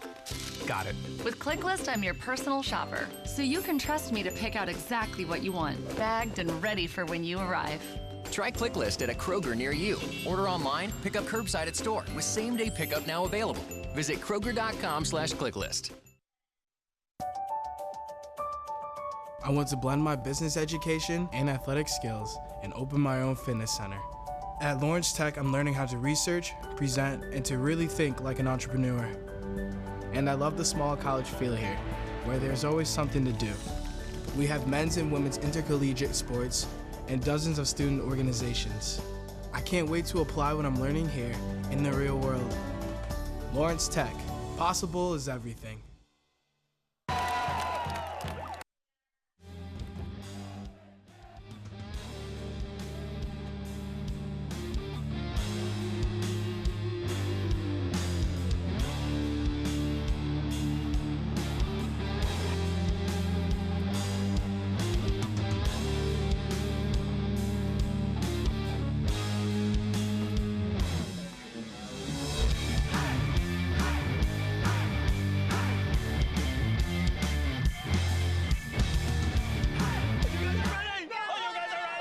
Please? Of course, I got it right here. There's nothing there. It's loading. It takes a little bit. Just give me like a minute, guys. Here's what you get. It's starting. Mine works. Bob realized his network coverage was a no-show. That's why he switched to Metro PCS, because he figured out he gets a network that's more reliable than ever, covering 99% of people in the U.S. Switch now and get 2 lines for only $50 period, plus 2 free Samsung Galaxy phones. Metro PCS, wireless. We're a 4-year-old company, but we've just moved to the city about a year ago, and we renovated an old stamping plant here in Detroit. And we're focused, and our mission is to create and design super efficient homes and urban infill buildings using the methodology of Passive House, and package that into a pre-built shell that's made here in Detroit. And we're allowing to do different creative designs, again, for single-family urban infills, made in the shop in Detroit here. Everything we take is from design to rough frame to putting the layers on in the shop. So we actually create the wall panels here in Detroit in our shop. We load them up on that fancy trailer, and then we ship them out to the site like we did today. We discovered DCFC was about early or late last year, and we didn't have our building squared away yet last year. So really wanted to come on strong with you guys this year, and just really be a supporter of the team. With your new move, that's fantastic, and be able to help any way we can, which we thought was kind of a creative use, is just to have a way to have some outside. So we're excited to be here with your new stadium this year. So today we're putting together the prefab shell. It's consisting of wall panels, roof panels that we made prefab in the shop. And so everything's pre-insulated. It comes with some siding and a weather-tight layer. So that's what we're working on today to get that wrapped up and weather-tight today. Some of the science we baked into these panels, into the roof design and details, is extra thickness for extra insulation, which allows us to have a higher R value and something that we call thermal bridge-free detailing. So everything is going to be what we call super insulated and airtight, and we're able to do that on these walls and roof panels that we've pre-built in the shop. It's going to be good. It's been a couple weeks here preparing. We're really excited. All the guys are actually pretty excited. I saw them taking snapshots with their phones and stuff, but it'll feel good to see when it's all wrapped up, it's weather tight, people can go buy, the merchandise.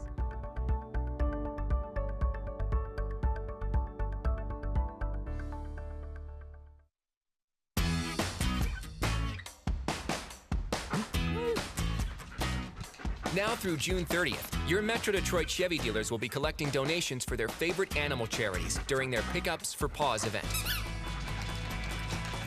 Oh, not right now, girl. Stop by your nearest Metro Detroit Chevy dealer and drop off much-needed items from the charity wish list. Together, we can help our furry friends who can't help themselves. They will be forever grateful. I love helping people get what they need. So when you order with ClickList from Kroger, I make sure you get everything you ask for, just the way you like it. Whole organic milk? Done. 2 ripe bananas and 1 green. And today's fresh bread? Got it. With ClickList, I'm your personal shopper, so you can trust me to pick out exactly what you want, bagged and ready for when you arrive. Try ClickList at a Kroger near you. Order online, pick up curbside at store with same-day pickup now available. Visit Kroger.com/clicklist.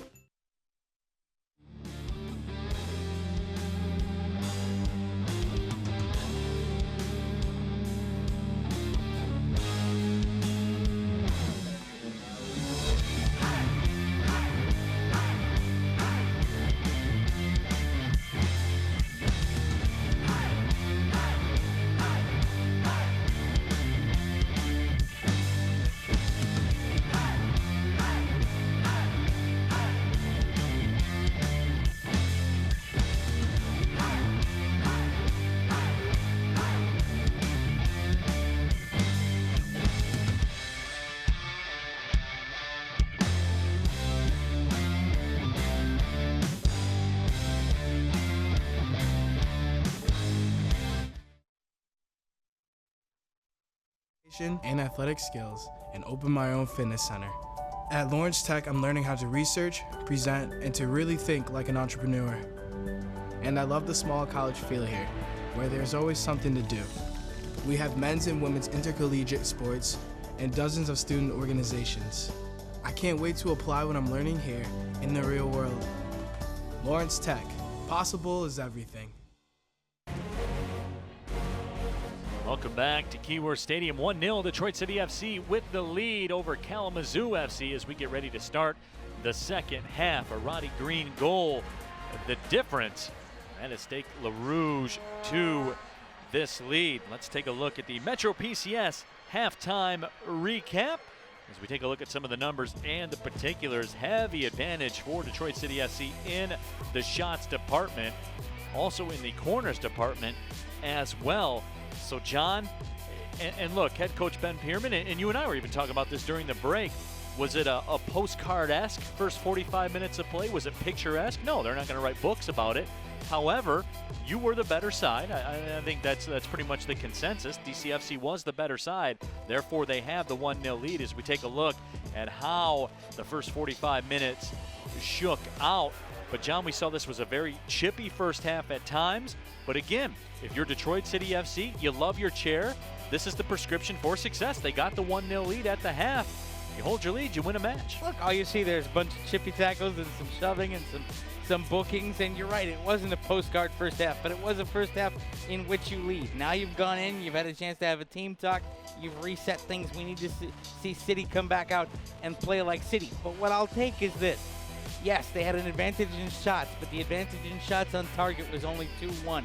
You need to see more of that, but one of those shots went in the back of the net. Sometimes when you're trying to make a playoff push, you just got to grit out the points. And if that's what happens tonight for City, if they sweep the season series with 2 goals scored and 2 clean sheets on defense, Ben Pierman will take it all day.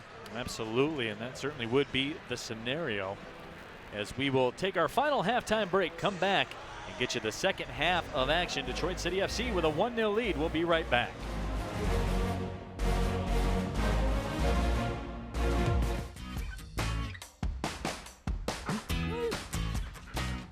Now through June 30th, your Metro Detroit Chevy dealers will be collecting donations for their favorite animal charities during their Pickups for Paws event. Oh, not right now, girl. Stop by your nearest Metro Detroit Chevy dealer and drop off much-needed items from the charity wish list. Together, we can help our furry friends who can't help themselves. They will be forever grateful. DTE Energy is committed to giving back. So DTE employees volunteer thousands of hours, working in over 450 communities, with more than 280 charities across Michigan. Why? Because we don't just deliver energy. We want to empower people in the communities where we live and serve. DTE Energy. Know your own power. Welcome back to Keyworth Stadium. 1-0 Detroit City FC with the lead as we're just about ready to roll here for the second half. Neil Rule, John Krieger back with you, and we're taking your tweets all evening long. Send us a tweet with the hashtag WatchCity. We'll read those as they come in throughout the evening. And it's funny because one of the earlier ones we got that I didn't get a chance to get to, At Ornery Actor on Twitter says, I got stuck in traffic, but thanks to Detroit City FC, I can still listen to the action in my car on 94 as I rush to Keyworth. Well, Jordan, I hope you made it, and I hope everything went well, but we appreciate you doing what you got to do to keep your fill of Detroit City FC action. Kalamazoo will have the possession as Jay McIntosh out at midfield to get things started. And as the half begins and gets ready, already City players and Kalamazoo players just talking at each other. Something tells me the 3 bookings we've seen in the first half will not be the last ones we see before the clock ticks over 90 and goes into stoppage time. But here's the thing, bookings are bad for City. I understand there are going to be people out there saying they don't like City and that they're happy that City doesn't take any guff. But every time there's chippiness, City gets out of the flowing football that has won them 4 consecutive matches. And I would almost rather see, look, if you have to engage, fine, but go in and focus on getting that second goal. The second goal earns you 3 points, and that's the most important thing here. City need to play like City over the last 4 matches, and they didn't do that in the first half. There's a man in charge, Ben Pierman. His assistant coaches Jordan Andrews, Klaus DeBoer, Brett Mullen, and the legendary Josh Rogers. Legendary beard, anyway. That is a world-class beard, isn't it? Oh, there's no questions about it. It's the finest beard in all of sports today. No question. There you see it right there at the end of the bench. Look at that beauty. Yeah, look at that. You know what, though? I will put that beard against the beards that Tilted Ken and Gene have over in the Northern Guard section that actually made their way to a supporter poster here. Those are some world-class beards, or they're beating the drum, screaming into megaphones for the Northern Guard. So there is Detroit City FC in those alternate gray kits, and remember, those will be auctioned off. The benefit for Alternatives for Girls auction. So jerseys get auctioned off. All the proceeds benefit Alternatives for Girls auction. They were honored at halftime as they assist at-risk girls in the community through shelter, supporting programs, and everything of the like. A very, very fine cause, and great to be a part of that. Interesting note there, you saw City in the pre-half huddle. There, a couple of them were shielding their eyes from the sun. The sun's setting behind us here at Keyworth, and it will be in the eyes of Colin Miller in the City net if he has to go to his right to make a play on the ball. The grandstand shields most of his 6-yard area, but being the longest week of the year here in June and the skies have cleared up at Keyworth, the sun could be a factor for about the next 5 or 10 minutes. So the second half is underway, and the next 15 minutes of action are brought to you by Metro PCS, the official wireless provider of Detroit City FC. Kalamazoo FC coming out much more aggressive than they did to start this match, perhaps feeling the heat of being down 1-0, and the reason they're down 1-0 is because of that man, Roddy Green. Green connects with Sean Lawson. Lawson 1-on-4. Swinging out wide to the right side. Can Todd chase it down? No, he cannot. And that's Max Todd for the second time tonight, not being on the same page with his fellow attackers. He went too far forward. He thought Lawson would try to chip to the corner. Lawson was trying to do what Ben Pierman wanted and simply reverse the field, give it to Todd, and set something up. And so the pass goes wanting, and Kalamazoo takes possession. There's Tommy Clark up the left side. Clark plays his college soccer at Western Michigan, as a lot of this Kalamazoo FC roster does, out there on the west side of the state. Ball sent up. Now played out by Detroit City FC defensively. Rodney Green over in the area. Lawson settles it down. There's Green with the through ball on the right side. Max Todd unable to track that one down.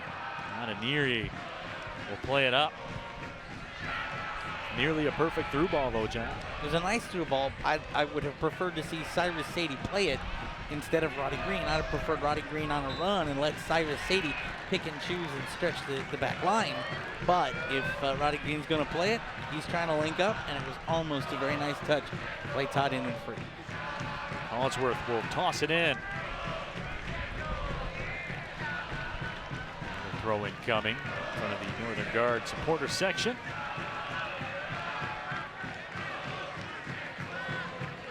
Goodman the target. Goodman goes right back where it came from.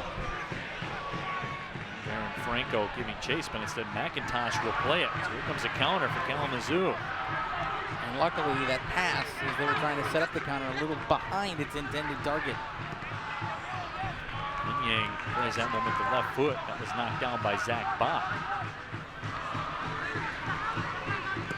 There's a right-footed blast. Miller makes the save, but the rebound is put into the back of the net by Jay McIntosh. Colin Miller couldn't corral the shot. Jay McIntosh makes LaRouche pay with the goal. Colin Miller wants that one back. That's a low skidding ball. And we got a booking after the play there. No, McIntosh goes over to the northern guard and puts the finger over the mouth. Well, they'll remember that. And so the crowd's silent. I always think it's very interesting when players score at Keyworth and go to taunt the northern guard rather than celebrate with their own supporters. But I'll just leave that there. So we are square at 1 as McIntosh strikes in the 48th minute. So that certainly, John, changes the complexion of everything. It does. It makes City have to go back and play on the front foot again. They've been a little stagnant. Now they have to go back and get a goal. Colin Miller wanted that one back. A low ball. He got down. Should have made the save. He should have held on. It was a skidding ball on the pitch, and he just couldn't collect. And City's back line was a little too far forward. And once Miller couldn't corral it, it was then just an easy tap in for McIntosh. Spencer Glass, left foot, chips it over top of the frame. And that is Spencer Glass looking for the silver bullet you mentioned with Jason earlier. He was trying to come back and score 30 seconds to a minute after you give up the equalizer, and so he lashes one over the goal and into the beer garden past the DFC lounge out there. You know what, Spencer, settle down. You still have 40 minutes of soccer. You're at home. You're the better side. Good things will happen. You don't need to be lashing from 30 yards out when scoring is not really your forte. What is his forte is winning space and providing service. He needs to focus on that. He will throw this one in to get things started back up for Detroit City FC. They need to recharge the engines here. Early second half goal for Kalamazoo FC as Jay McIntosh levels this match at 1. So everything back on the line for Detroit City FC. As tonight starts a stretch of 4 matches in 7 days. Mr. John Krieger, the story will be told, I think, by the end of this week. Whether or not you are a contender or a pretender in terms of trying to chase down a championship here in the NPSL. Absolutely, and the magic number when you're talking about the race between City and Lansing United for that second playoff spot is 3. If City can get through this stretch of 4 matches, they'll gain their game in hand. They'll play their game in hand against Lansing United. If they can finish this stretch of 4 and 7, 3 points or less behind Lansing United, it's game on. If Lansing United are able to stretch that lead and City go and see their form die off, it becomes a lot tougher, because then, even though there are a couple of 6-pointers against Lansing in the last week of the season, it allows Lansing United to set up completely differently and play defensively and just tick time off the clock. And so City need to take a look at that and make sure they keep pace with Lansing United, who only played once this weekend against Grand Rapids at home. Here's a goal scorer for Detroit City FC, Roddy Green, as Glass makes a run up the left side. Instead, the pass goes to the middle. Kalamazoo FC's back line stands strong. Here comes Menyang with it. Menyang wants the foul call, but no dice, Jim Rice says the official. Glass will toss it in. Got some more tweets with the hashtag WatchCity. Keith Gallardo says, I'm watching from El Paso, and hopefully they hold on in the second half. Ball played up in the air by Cyrus Sadie.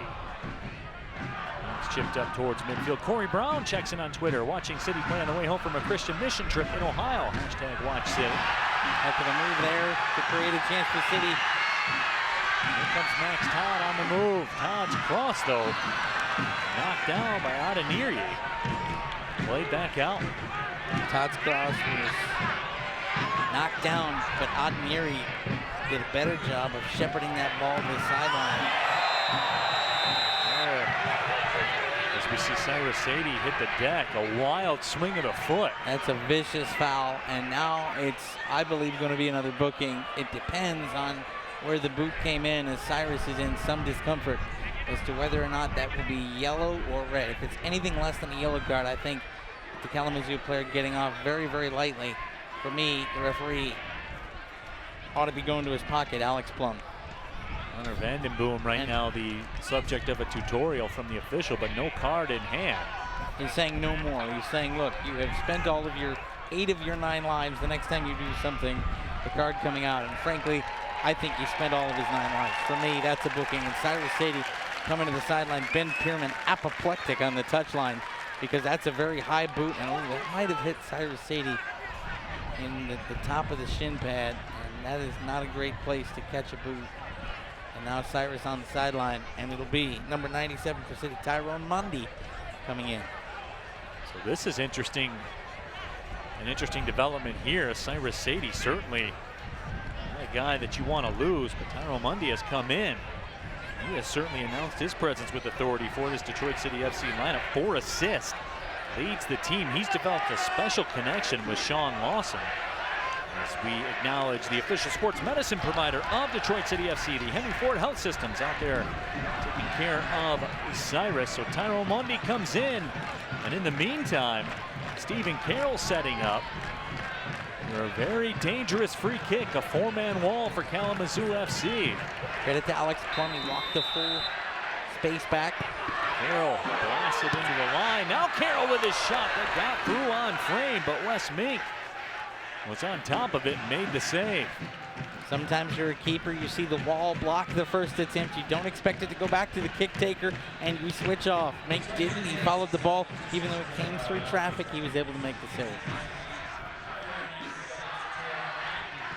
So Cyrus Sadie, now a spectator. Tyrone Mundy into the game. Spencer Glass running down, and he's knocked over, and the foul will be called.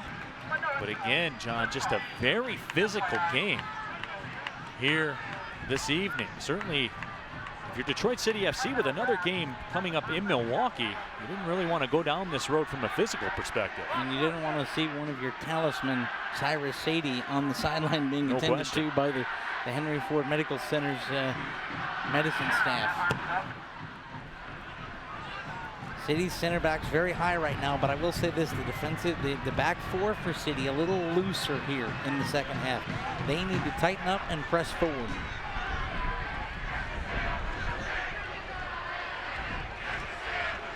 The ball volleyed about. Kalamazoo settles it down.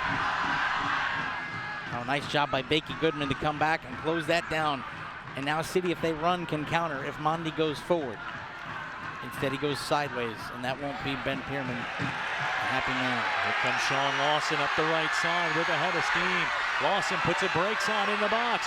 Lawson stopping, turning, firing, and sending it over top of the frame. But Sean Lawson trying to create some magic. Now it's time for our weekly trivia presented by Fago. And this week's question, we talked about his beard earlier, but what is assistant coach Josh Rogers' favorite Fago flavor? We'll let you marinate on that for a couple minutes and get you the answer in just a little bit. Sean Lawson almost, by the way, made me eat my words. Nothing would have been happier. Crow tastes like chicken with a little seasoning salt. And he was able to turn the afterburners on, but really that was an individual effort by Sean Lawson, who decided that even though the ball had been played backward, he had some space on the wing and was able to run forward. That's what City needs to do more. Take advantage, take initiative, and run at defenders. They're pacier than Kalamazoo. They need to use that. Sean Lawson almost did. 1-1 the score. Detroit City FC had a 1-0 lead into the halftime locker rooms. Kalamazoo FC struck quickly. 49th minute, Jim McIntosh leveled this match at 1. But John, do you get the sense here, Kalamazoo FC,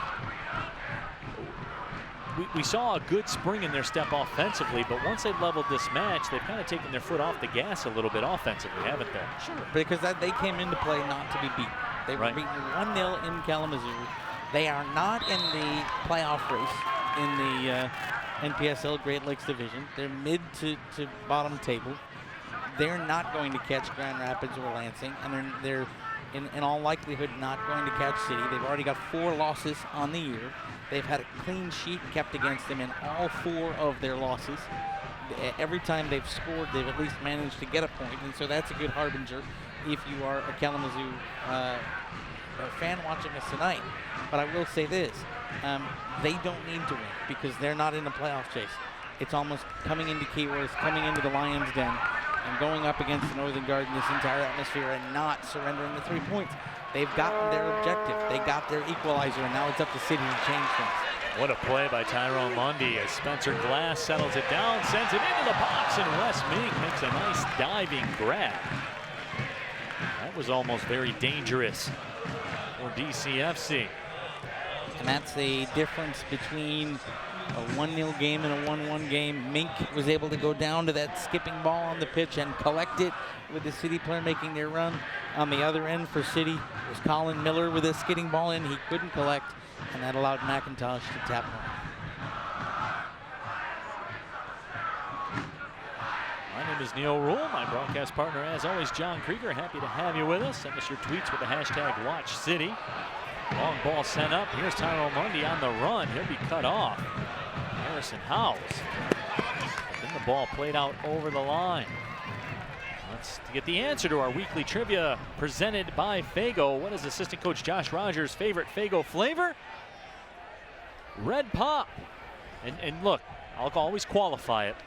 Certainly nothing wrong with Red Pop. A great Faygo flavor. However, it is not the GOAT that is Rock and Rye. But we appreciate you for playing anyway, Coach Rogers. Thank you. Now I'll pass it back to Monty. There it is. And it got intercepted. City with 1 second too long on the touch. Monty was waiting. But again, though, the ball played out. You get the feeling Detroit City FC has really tilted the field in that offensive final third. Nice little touch on the volley here, but Kalamazoo quicker and taller in the air, rising higher to win balls and force it back. And Zach Bach, the center back for City, playing all the way up near the center circle. And then City keep it in midfield, and Bach forced to play it forward again. On agreement, the back heel earned the handball call against Kalamazoo. And it was interesting to see Zach Bach was all alone back there as well. No challenge from Kalamazoo FC on that ball going back. So that tells you all you need to know about the mentality of Kalamazoo FC here as we're into the 60th minute. Sure, you're taking a look at the ball. The ball is near midfield right now. If you take a look at it, right now there are 8 Kalamazoo players behind the ball at the moment. They are, and a 9th is coming back as City takes possession. They've parked the bus now. They've got their equalizer. They're not losing at Keyworth. They have really nothing else to gain. And City have been pegged back, and so now it's park the bus and hope you don't surrender a winner. You know, if you're a Kalamazoo fan out there listening and you say, well, listen, they're trying to go and win on the counter, and Ben Pierman said it at halftime, that's one thing. But for me, it's always going to be, you go on the road, you're trying to get that point, you're trying to get the draw. And if you're trying to beat City on the counter, I haven't seen the initiative to try to create those counter plays at all. Sean Lawson, the target, but Wes Mink with that big 6'4" frame will go up and grab that. The next 60 minutes, or excuse me, the next 15 minutes of action brought to you by Rip It, the official energy drink of Detroit City FC. City would like there to be an extra 60 minutes. As it is, they only have 29. Steven Carroll steps up to play that ball away, but Kalamazoo FC looking to possess now. And looking to matriculate it up the field. They'll try the left side. Cross sent up into the box, nobody home for KZU as Miller makes the grab and puts the right boot to it. But it didn't really have any purpose, that punt out, and it ended up on the boots of a Kalamazoo player. There's nobody in City's midfield was able to get on the end of it, and so it's right back to where we start from. Kalamazoo looking for a rare attack into the City attacking third here. That ball played to the middle. Cyrus Sadie, good to see him back in the match. Is he able to shake off the ill effects of that challenge? He was put down. So Glass has it touched away, but the throw-in coming for Detroit City FC. An opportunity to get you another tweet with the hashtag WatchCity. Robert Kerr tweets in, says, first time tuning in. Nice broadcast, guys. Hashtag WatchCity. Robert, we certainly do appreciate the kind words, and I'll ask you the question I always ask. Where you been all season long? And now we have another Kalamazoo booking. Yeah, absolutely, the official goes into the pocket. And it's well deserved again, as Bakey Goodman was upended rather harshly. And another Kalamazoo player with his name in the book. There is the situation as Tommy Clark, the guilty party. Now Cyrus Sadie looking like he was going to try to take a quick kick, and he does. As City's going to set something up here, a little 1-2 with Mondi. He goes out wide. Monty Green, he's been the goal scorer tonight for Detroit City, settles it down. Mondi along the goal line. How about the cross, and now sends it back. Ball played into the middle and pops up. It's Aaron Franco.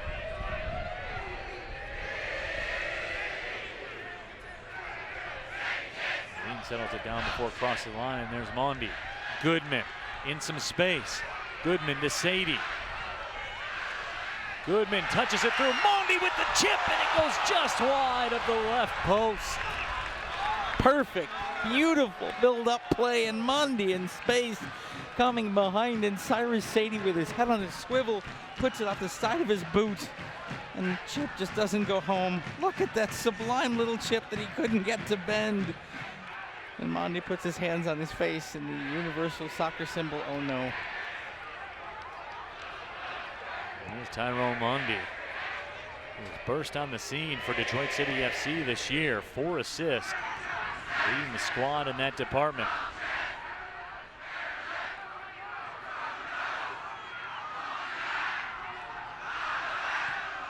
Now that ball played out towards midfield. But a pretty play to look at offensively, everything but the finish. Detroit City FC. That's what we need to see more from City. We need to see that 1-2 play. We need to see the link-up play. We need to see what we know they can do and have done for the entire calendar month. And we've seen a lot more disjointed play from City tonight.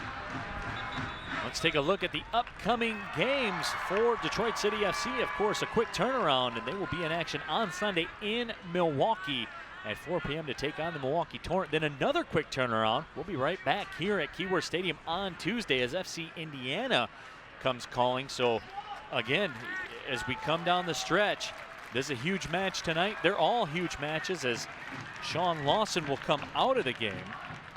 Coming out limping a little bit, Sean Lawson.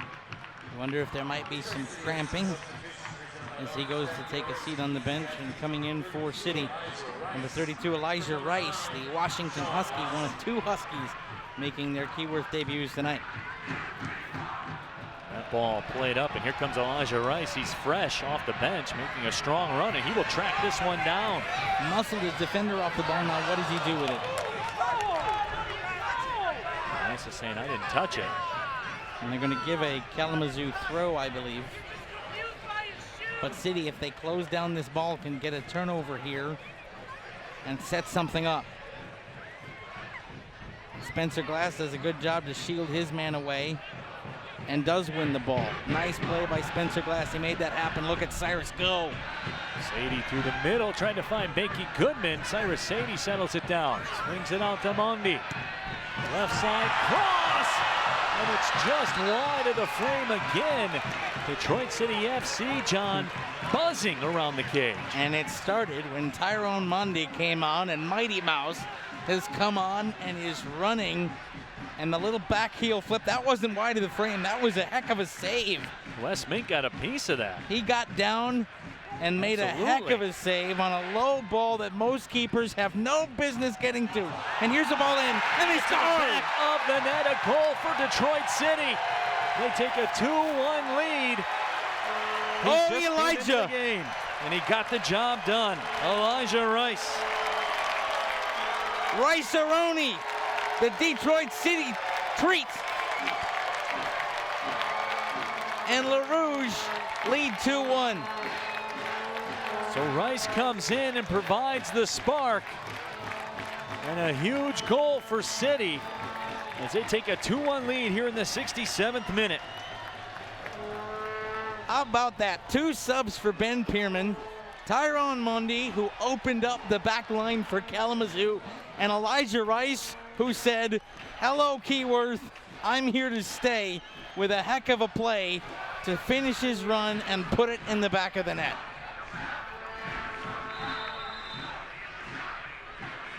So the circumstances have changed here in Hamtramck. For the second time here today, Detroit City FC with a 1-goal lead. See, City need to keep their foot on the accelerator. This can't be a we have a lead, let's switch off. Keep running at them, and that's a beautiful job by Bakey Goodman to take it over and send a searching ball forward. City buzzing again. And a little sweeper keeper move there from Mitt. That's not his normal game, but with City with their foot on the accelerator, he's forced to come out and play again. And look there as the ball comes in. Cyrus Sadie in midfield, running right at the Kalamazoo player and forcing a long ball hoof. Menyang the target. Menyang will win a corner for Kalamazoo. So here we go, back at it again. Kalamazoo FC trying to level this match. City's going to put Sadie on the post, but Kalamazoo keeping their line high. Now they see the defenders on the post. They're coming in. Elijah Rice pops that one in the air. Let's drop back. Tommy Clark puts the brakes on. He sends it across the box. Now it'll be played out, and there's Elijah Rice with it. Monday the target.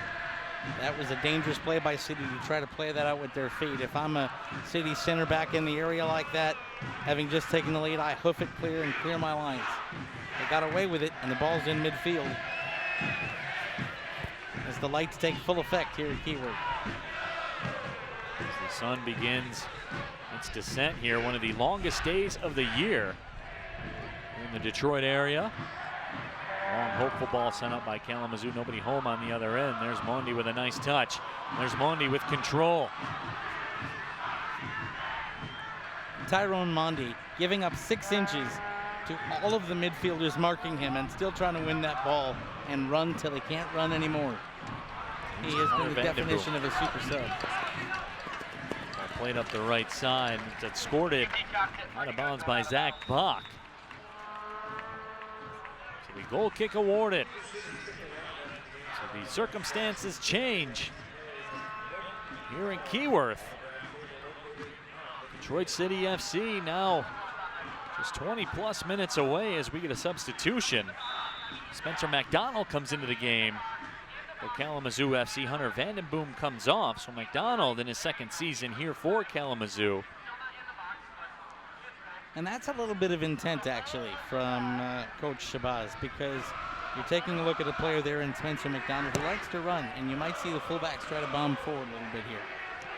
You don't want to give up the third if you're Kalamazoo, but now that they're behind, you see a little more intent from the boys in purple. So here comes Kalamazoo FC trying to build a presence. Cameron Sipple with it, swings it out to the left side. Long ball sent into the box, and Colin Miller up off the line. Menyang was the target. John, that play developed into a little more than we thought it might at the onset. It did, and that's City's backline switching off just a tidge. They were able to recover. And then the thing that I liked was Colin Miller reversing field and going up the near side as Kalamazoo had populated the far side of the pitch and tried to force it into midfield. And City there, oops, a high boot and a free kick given to Kalamazoo, and we might see a card here. Now let's take a look at tonight's attendance, brought to you by Rip It Energy. Another huge crowd here at Keyworth Stadium, 5,345 in attendance here tonight. Another crowd of 5,000 plus here for Detroit City FC. As I said, pound for pound, the best sports fans in the city of Detroit show out yet again. And the yellow card goes in the books to Dumi Menyang. So Menyang the guilty party as the booking parade continues. Well, the booking parade may continue, and Kalamazoo rightly deserving all of the booking that they're getting. But DCFC with a third sub tonight, bringing in the clamps, Dave Edwardson.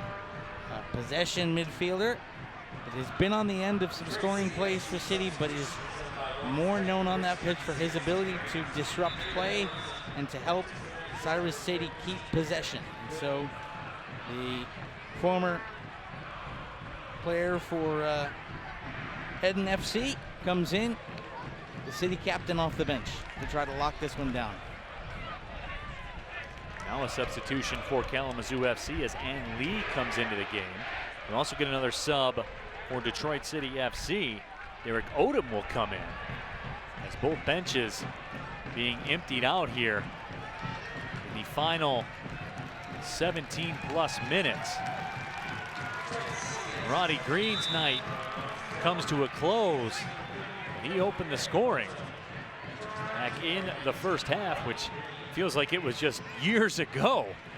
But again, everything on the line here in the 73rd minute. DCFC with a 2-1 lead. My name is Neil Rule. John Krieger, my broadcast partner, happy to have you with us. Extra special hello to those of you watching on FoxSportsDetroit.com. There's Spencer Glass again, tried to touch it to Rice. And Wes Mink scoops it up. That's the Spencer Glass we've been waiting to see now for 70 minutes. Bomb forward up the wing, moved past a man, kept the ball in his boot, and saw Rice coming in and provided a great through ball that Rice just couldn't get on the end of and finish. That's the kind of attacking play we need to see from the fullback wearing number 3, and we finally got a good Spencer Glass run. Menyang sending that one to Colin Miller. Nobody home for Kalamazoo FC on that long ball attack. Odom will knock that one down. Now it's punched ahead. Rice the target, but instead it goes over the sideline. 17 minutes plus stoppage time left. City on top again and continuing to buzz. I'll tell you what a debut for Elijah Rice and what a return for Tyrone Mundy. The fourth official over chatting with Ben Pierman. He's got a question about a couple of decisions as we get ready to come back into play. Now, Kalamazoo taking their time, bringing the attackers forward. City's back line high at the edge of the area, long searching free kick. And a nice job by City's back line to keep it in the air until they can spread out and press the ball. There's Spencer McDonald settling it down. Kalamazoo FC trying to build on this right side. Robinson has it touched away. And Elijah Rice, after he scores the go-ahead goal, comes back and creates the disruption that allows City to move the ball out. Heck of a job by City's forward line all night to track back and be involved defensively. That ball touched out of the stadium. So throw-in coming.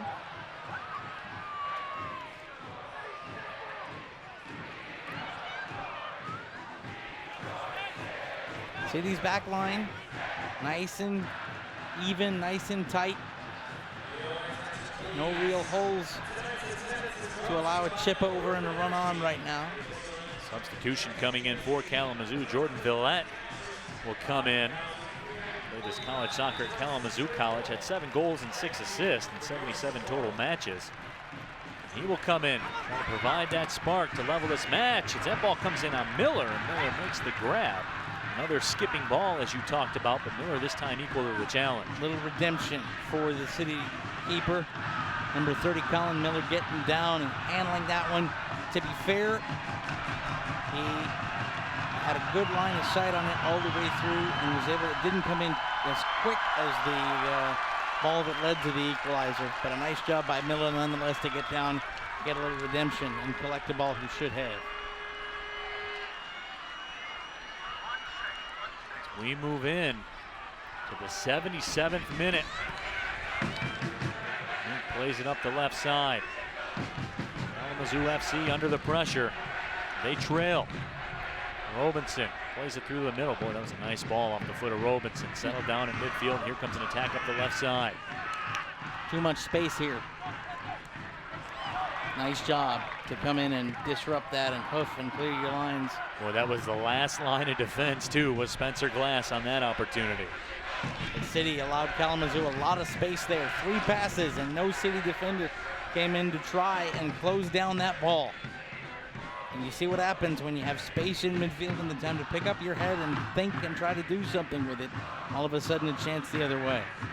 Next 15 minutes of action are presented by Strategic Staffing Solutions, sponsor of the S3 Beer Garden at Keyworth Stadium and the DCFC International Series, which will continue with a matchup against Venezia out of Serie B in Italy. That's coming up in the middle of July. Of course, Filippo Inzaghi, the head coach for Venezia, won the 2006 World Cup. That ball's still in play. Turning and crossing and dribbling one up to Colin Miller. Not near you.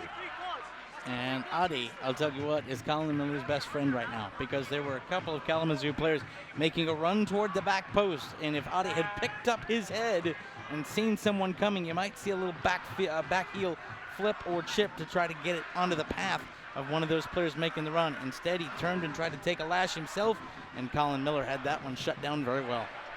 Tyrone Mundy will flick that one on.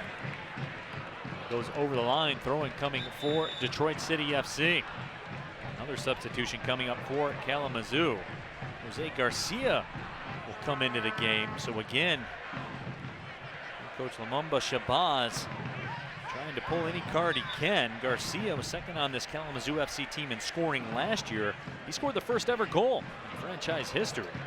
Ben Pierman asking his players to go in and close down Kalamazoo players on the ball. He wants his players going forward. Even with the goal lead, he wants the pressure on. He wants the questions being asked. He doesn't want any let off from his boys with 12 minutes to go. So this is a dream situation right now for Detroit City FC. The ball continuing to find the sideline and go out of play.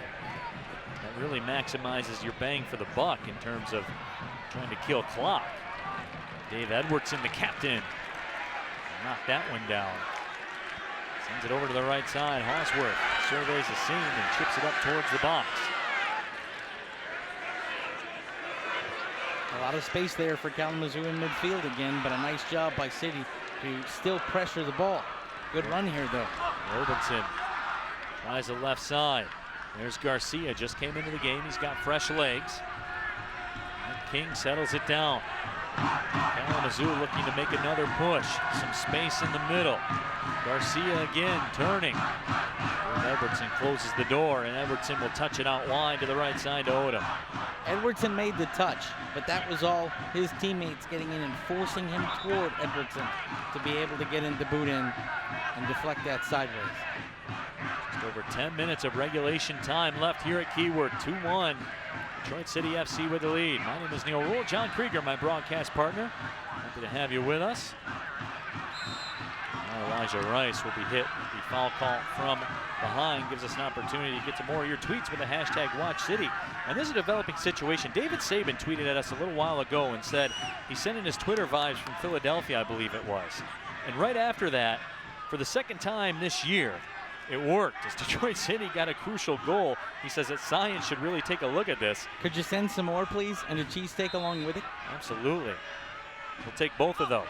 That ball sent into the box. It's flicked on, but knocked down wide. Nice job by Glass to get up and defend there.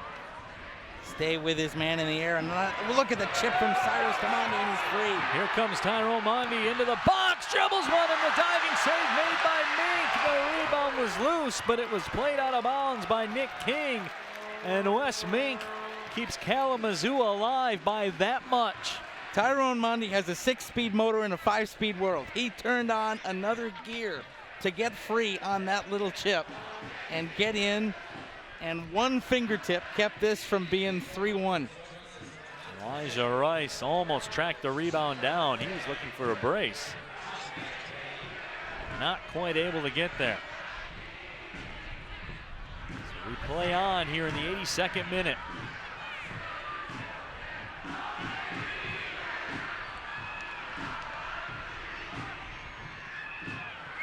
Look at Glass tracking back to be the first man to chip that one up and win a ball. Little hand play there, but he's going to get away with it.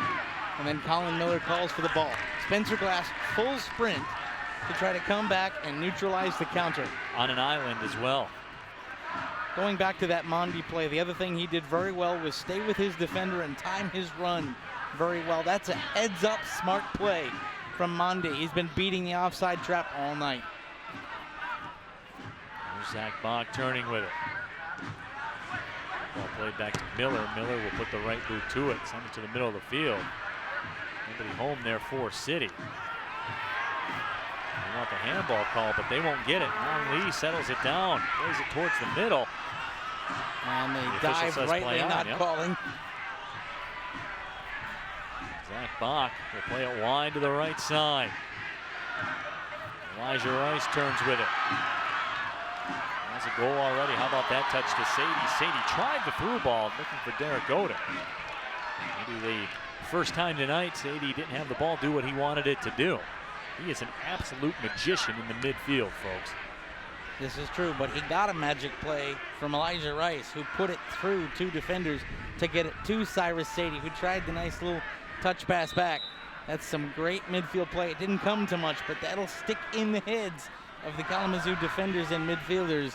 If they know Cyrus and Elijah can link up like that, it almost makes you play like that center fielder with a crack of the bat. If you're a center fielder, your first step is always backward. Well, if you're a defender and your first step is always backward, you're going to give that kind of space that Cyrus can take advantage of in the midfield. Esteban Russell comes in for Kalamazoo FC. Jay McIntosh comes out. Russell played his college soccer at Olivet. He set the career assist record in only 2 years there at Olivet. He had 23 of them. And transferred to Western Michigan. His second year with this Kalamazoo FC team. We talked about Cyrus Sadie. Sadie had 4 goals last year for DCFC. Really the straw that stirs the drink in the midfield. No question about it. He's trying to do his best to kill off the last 6+ minutes of the clock. Need a better ball there from Dave Edwardson. He tried to create a little too much, and 2 straight turnovers by Edwardson as he tried to make some pretty complex, risky passes.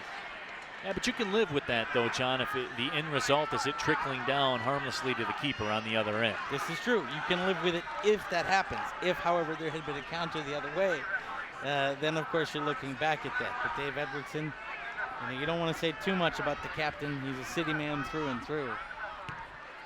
And at least it went to nothing.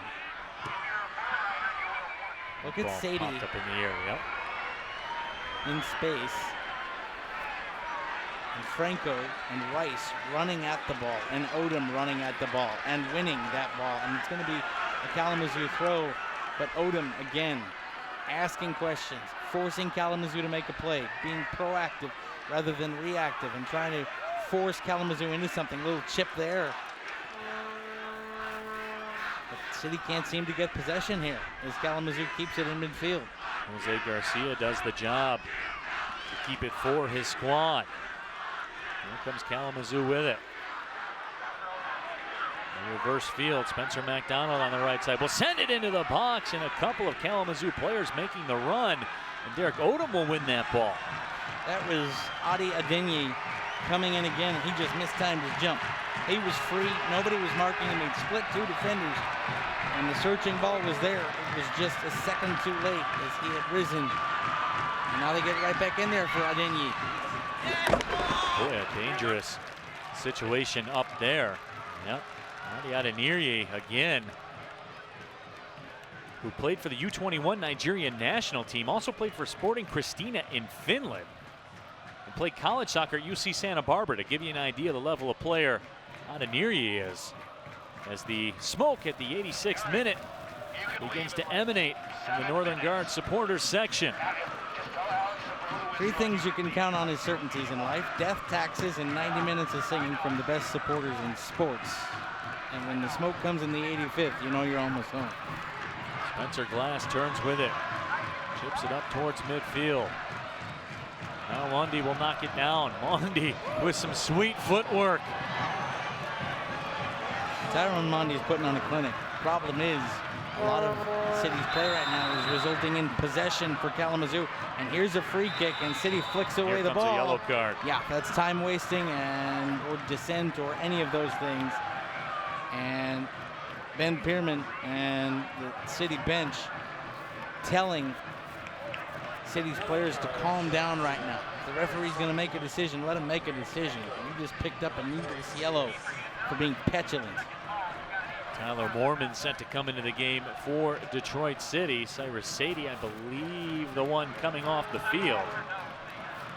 We're in the 87th minute. And he better get a standing ovation from Keyworth. And he will. And he always does. And as you said, partner, some of the fans in attendance here come to their feet. Cyrus Sadie comes off the pitch. Tyler Moorman goes on. Buckle up, folks. We're in the 88th minute. That ball served in towards the left corner. Popped up in the air. Off of who? And now a corner kick awarded. So many heads in the area, and they say it's off of City. And City is set up on the front and back posts. So that area should be crowded by Kalamazoo players.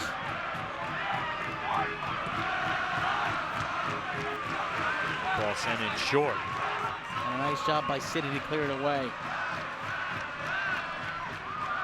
comes Kalamazoo up the left side again. Garcia turning with it. Garcia with the possession. His cross is blocked. Nicely done. Garcia still has it. Great block by Hausworth.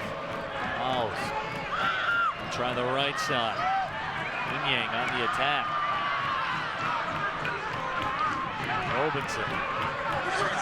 McDonald. Crosses over. McDonald sends it in. It's flicked on and it will go over the goal line. So not much cracking. A lot of possession there for Kalamazoo FC, but no danger.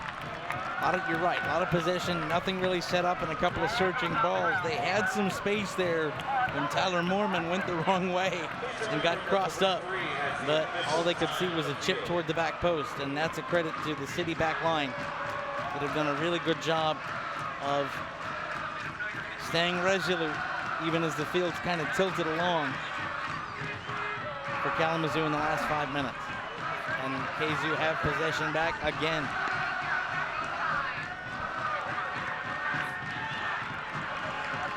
As we almost cross into the 90th minute. Slimmest of margins, the lead for Detroit City FC. Mondi settles it down. Now you want to take it to the corner and kill some time. And they do, and a nice chip in. Now Mondi can do something with it, and he does the smart play. Put it in the corner. Glass with the center on the cross. Here comes Kalamazoo FC. Trying to put together their final couple of gaps, and that ball will trickle in towards Colin Miller. Spencer Glass knocks it down, and that ball will go over the sideline. Quick throw in for Kalamazoo. Russell the target. Now to Neary, the offside flag is up. Final 10 seconds of regulation play before we cross over into stoppage time. Mumba Shabazz looking for one final push, trying to level this match. City taking their time. They're going to expect every stitch on this ball. There'll be 3 minutes of stoppage time. Elijah Rice pops that one up in the air to Odom. Odom on the retreat. That ball sent ahead to Moorman. Moorman's got fresh legs, just came into the game. Odom gives chase, and that ball's played over the line. Throw-in coming for Kalamazoo. Spencer McDonald says, hey, where's the ball at? And he'll get it back, but the referee will watch his watch and will ensure that that's not counted against the 3 minutes of stoppage time. Anything that's not in the player's control.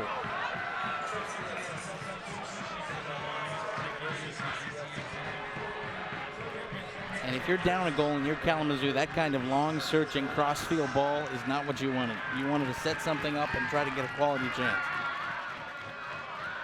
Irving Kenton into the game for Detroit City FC. Kenton played at Coastal Carolina, had 7 caps for the Costa Rican U20 national team. There's Elijah Rice settling the ball down. That ball played ahead for Mondi, the target. Now Wes Mink will settle it. Nice job by the center back for Kalamazoo to get in there and close that off. And City still asking. Elijah Rice gets a deflection, but it'll still be a Kalamazoo goal kick. Assistant coach Josh Rogers. There is the man of the hour. He's provided the difference here today. Elijah Rice.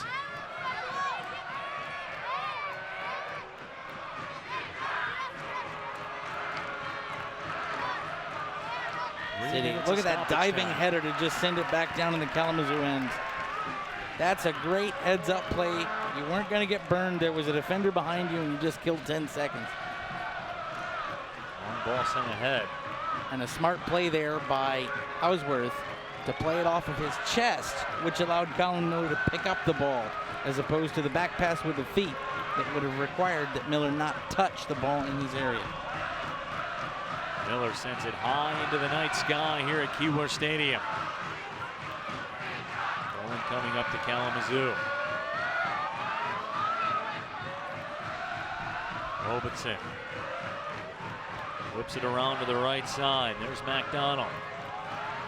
McDonald working one-on-one. Drops it back. Lee through the middle. Just hoof it out of there. Clear it. And the foul will be called on Anirye. Now the jostling and the trash talking continues. We've seen a lot of bookings here tonight, a lot of physical play. A quick restart for Detroit City as Odom has it to the middle, Mondi. Odom will go to the sideline, rightfully so. They're just playing a little 1-2 and trying to eat time, and then it skips over Mondi's boot. One last chance. There's a long ball with a man on the end of it. And Bach. And the whistle sounds, and Detroit City FC with a huge second half goal by Elijah Rice comes through and gets a huge 3 points in front of over 5,000 tonight at Keyworth. And John, we talked about it. It wasn't a thing of beauty, but 3 points is 3 points. Detroit City will take it, and they continue to rise in the MPSL table. Well, I will amend that, Neil. I will say you're right. It wasn't a thing of beauty until a couple of key subs by Ben Pierman in the final half hour changed things. City stuck around for large portions of this game. They were outclassed by Kalamazoo, not because of necessarily talent on the field, but because of the fact that Kalamazoo was able to dictate the game and get City out of their rhythm. And so for that part of it, Kalamazoo was able to control things. But then the addition of Tyron Mondi and the addition of Elijah Rice, and it was a different City side. We saw the City that had been dormant for 60 minutes of play. We saw them start to get on the ball. You're absolutely right. It was a gritted out performance. It was one that you had to win, and Ben Pierman made a couple of key decisions that got them the win. These are the ones you look back on during a playoff push and say, maybe on a different night, we didn't deserve to have the outcome that we had. Maybe on a different night, it might have been a different outcome, but they get the 3 points, and it's a good win. And just like that, they are 1 point back of Lansing United for that ever valuable second spot in the Great Lakes Conference Division of the NPSL standings. So it's a new ball game here for Detroit City FC as they take care of business and defeat Kalamazoo FC by the score of 2-1. The man of the match is the man of the hour, Elijah Rice. Came into this match, substituted for Sean Lawson. Came in and got the go-ahead, what turned out to be the game-winning goal in the second half back in the 67th minute. And Detroit City FC, John, really impressively able to make that stand defensively in the second half. There weren't very many heart-clenching moments in that second half. They effectively closed the door on Kalamazoo FC. No, the back line was great. The back line settled down. The back line was resolute all day, and they were really the anchors of this until the midfield could get going. That was the story here tonight. Roddy Green, that man on the screen, got the party started in the first half. Detroit City FC would take that 1-0 lead into the locker room. But very quickly in the second half, Jay McIntosh scored in the 49th minute to level the match at 1. But then, as we said, 18 minutes later, that man, Elijah Rice, the man of the match, would strike. And that proves to be the game winner. So now Detroit City FC with 17 points in the table, Lansing United with 18, and Ann Arbor, of course, at the top of the table with 22, but that's through 9 matches played.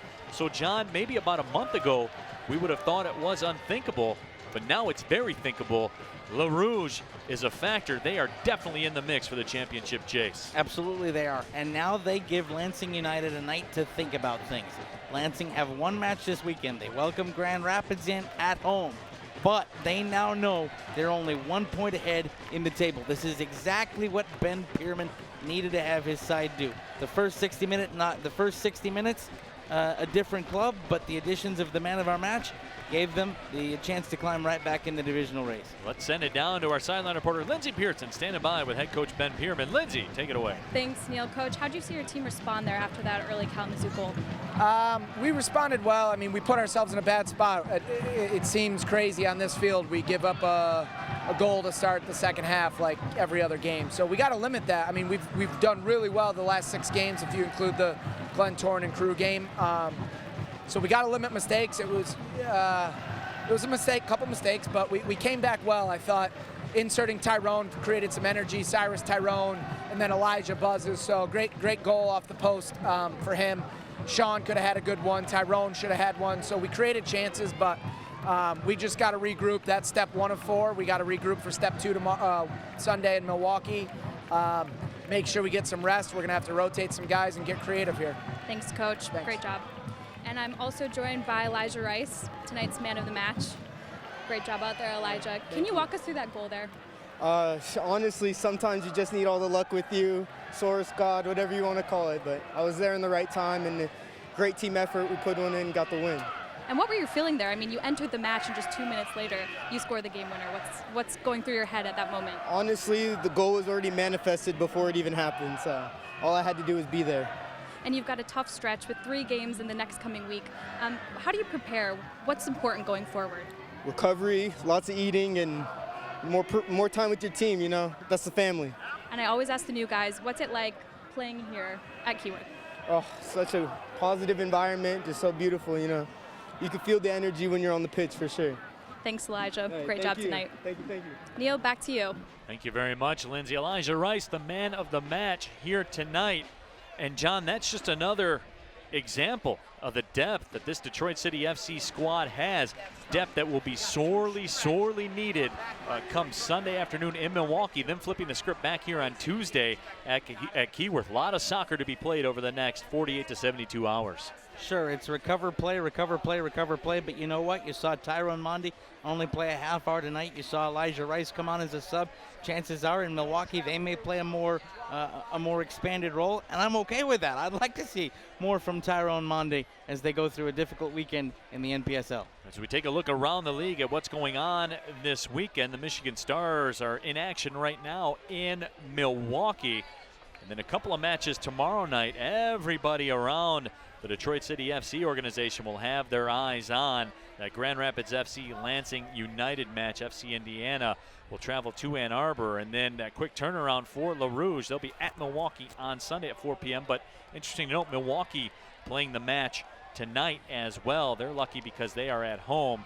But Detroit City FC knows what the terrain is. They know what they're walking into, and they appear to have the depth to challenge Milwaukee, no question about it. They do, and they'll be able to go out, and they know what Milwaukee can do. And listen, Max Todd had to get an equalizer when Milwaukee came in to open the league season, but City were the better side for a lot of that night, and they'll take that in going in. And they'll take that in with a lot of Rouge Rovers coming to see them in Milwaukee. I still like their chances against the Torrent.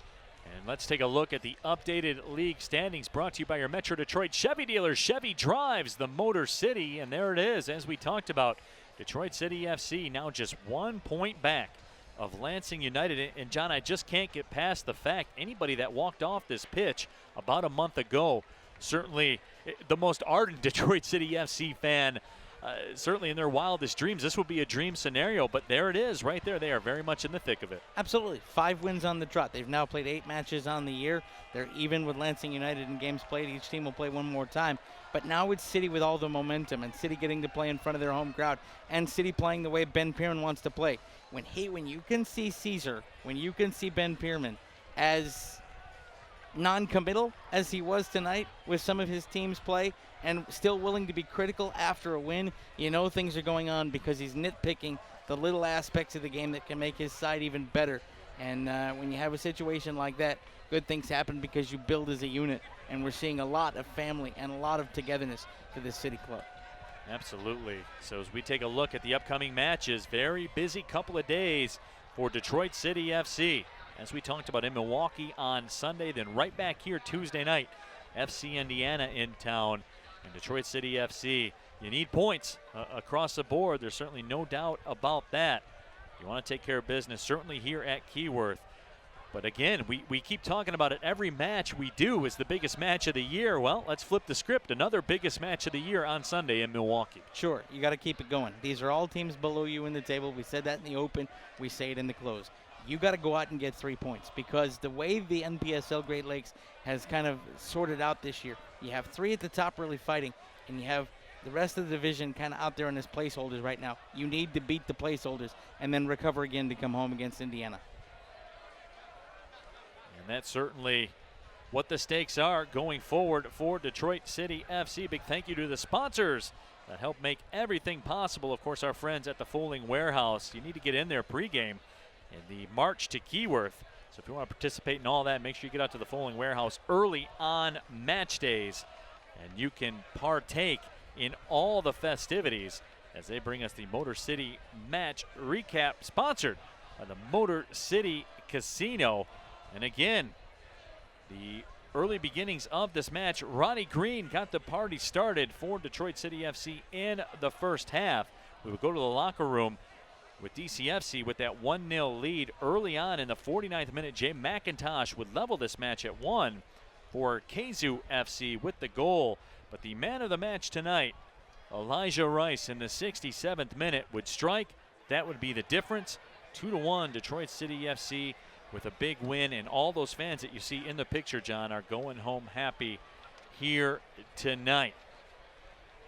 They're certainly happy, and they're certainly seeing a club that can bring on that kind of talent. That was a City weakness in past years. They'd put up their starting 11, and it was a best 11. And sometimes the sub couldn't necessarily add the kind of impetus that they needed. When you're able to bring on as subs a Mondi and a Rice, and Rice gets you the winner, that's a good thing, and it shows the kind of squad that Ben Pierman now has. It's a special season right now for this team. Let's take a look at the weekend recap brought to you by Air Force. Visit the website airforce.com. And there it is. That's everything that's in front of you for the upcoming weekend in NPSL action. Make sure you log on to DebtCityFC.com every Monday to read all the La Rouge updates. So that wraps up our coverage from historic Keyworth Stadium. Northern Guard supporters very happy here tonight as they are leaving and going home with a 2-1 home win over Kalamazoo FC. They are right in the thick of things in the NPSL table. So for my broadcast partner John Krieger, our sideline reporter Lindsey Pearson, and our entire crew here at Detroit City FC, my name is Neil Rule, reminding you one final time, La Rouge with a 2-1 win over Kalamazoo FC. Thank you everybody for watching. We'll catch you next match. Well, see you later.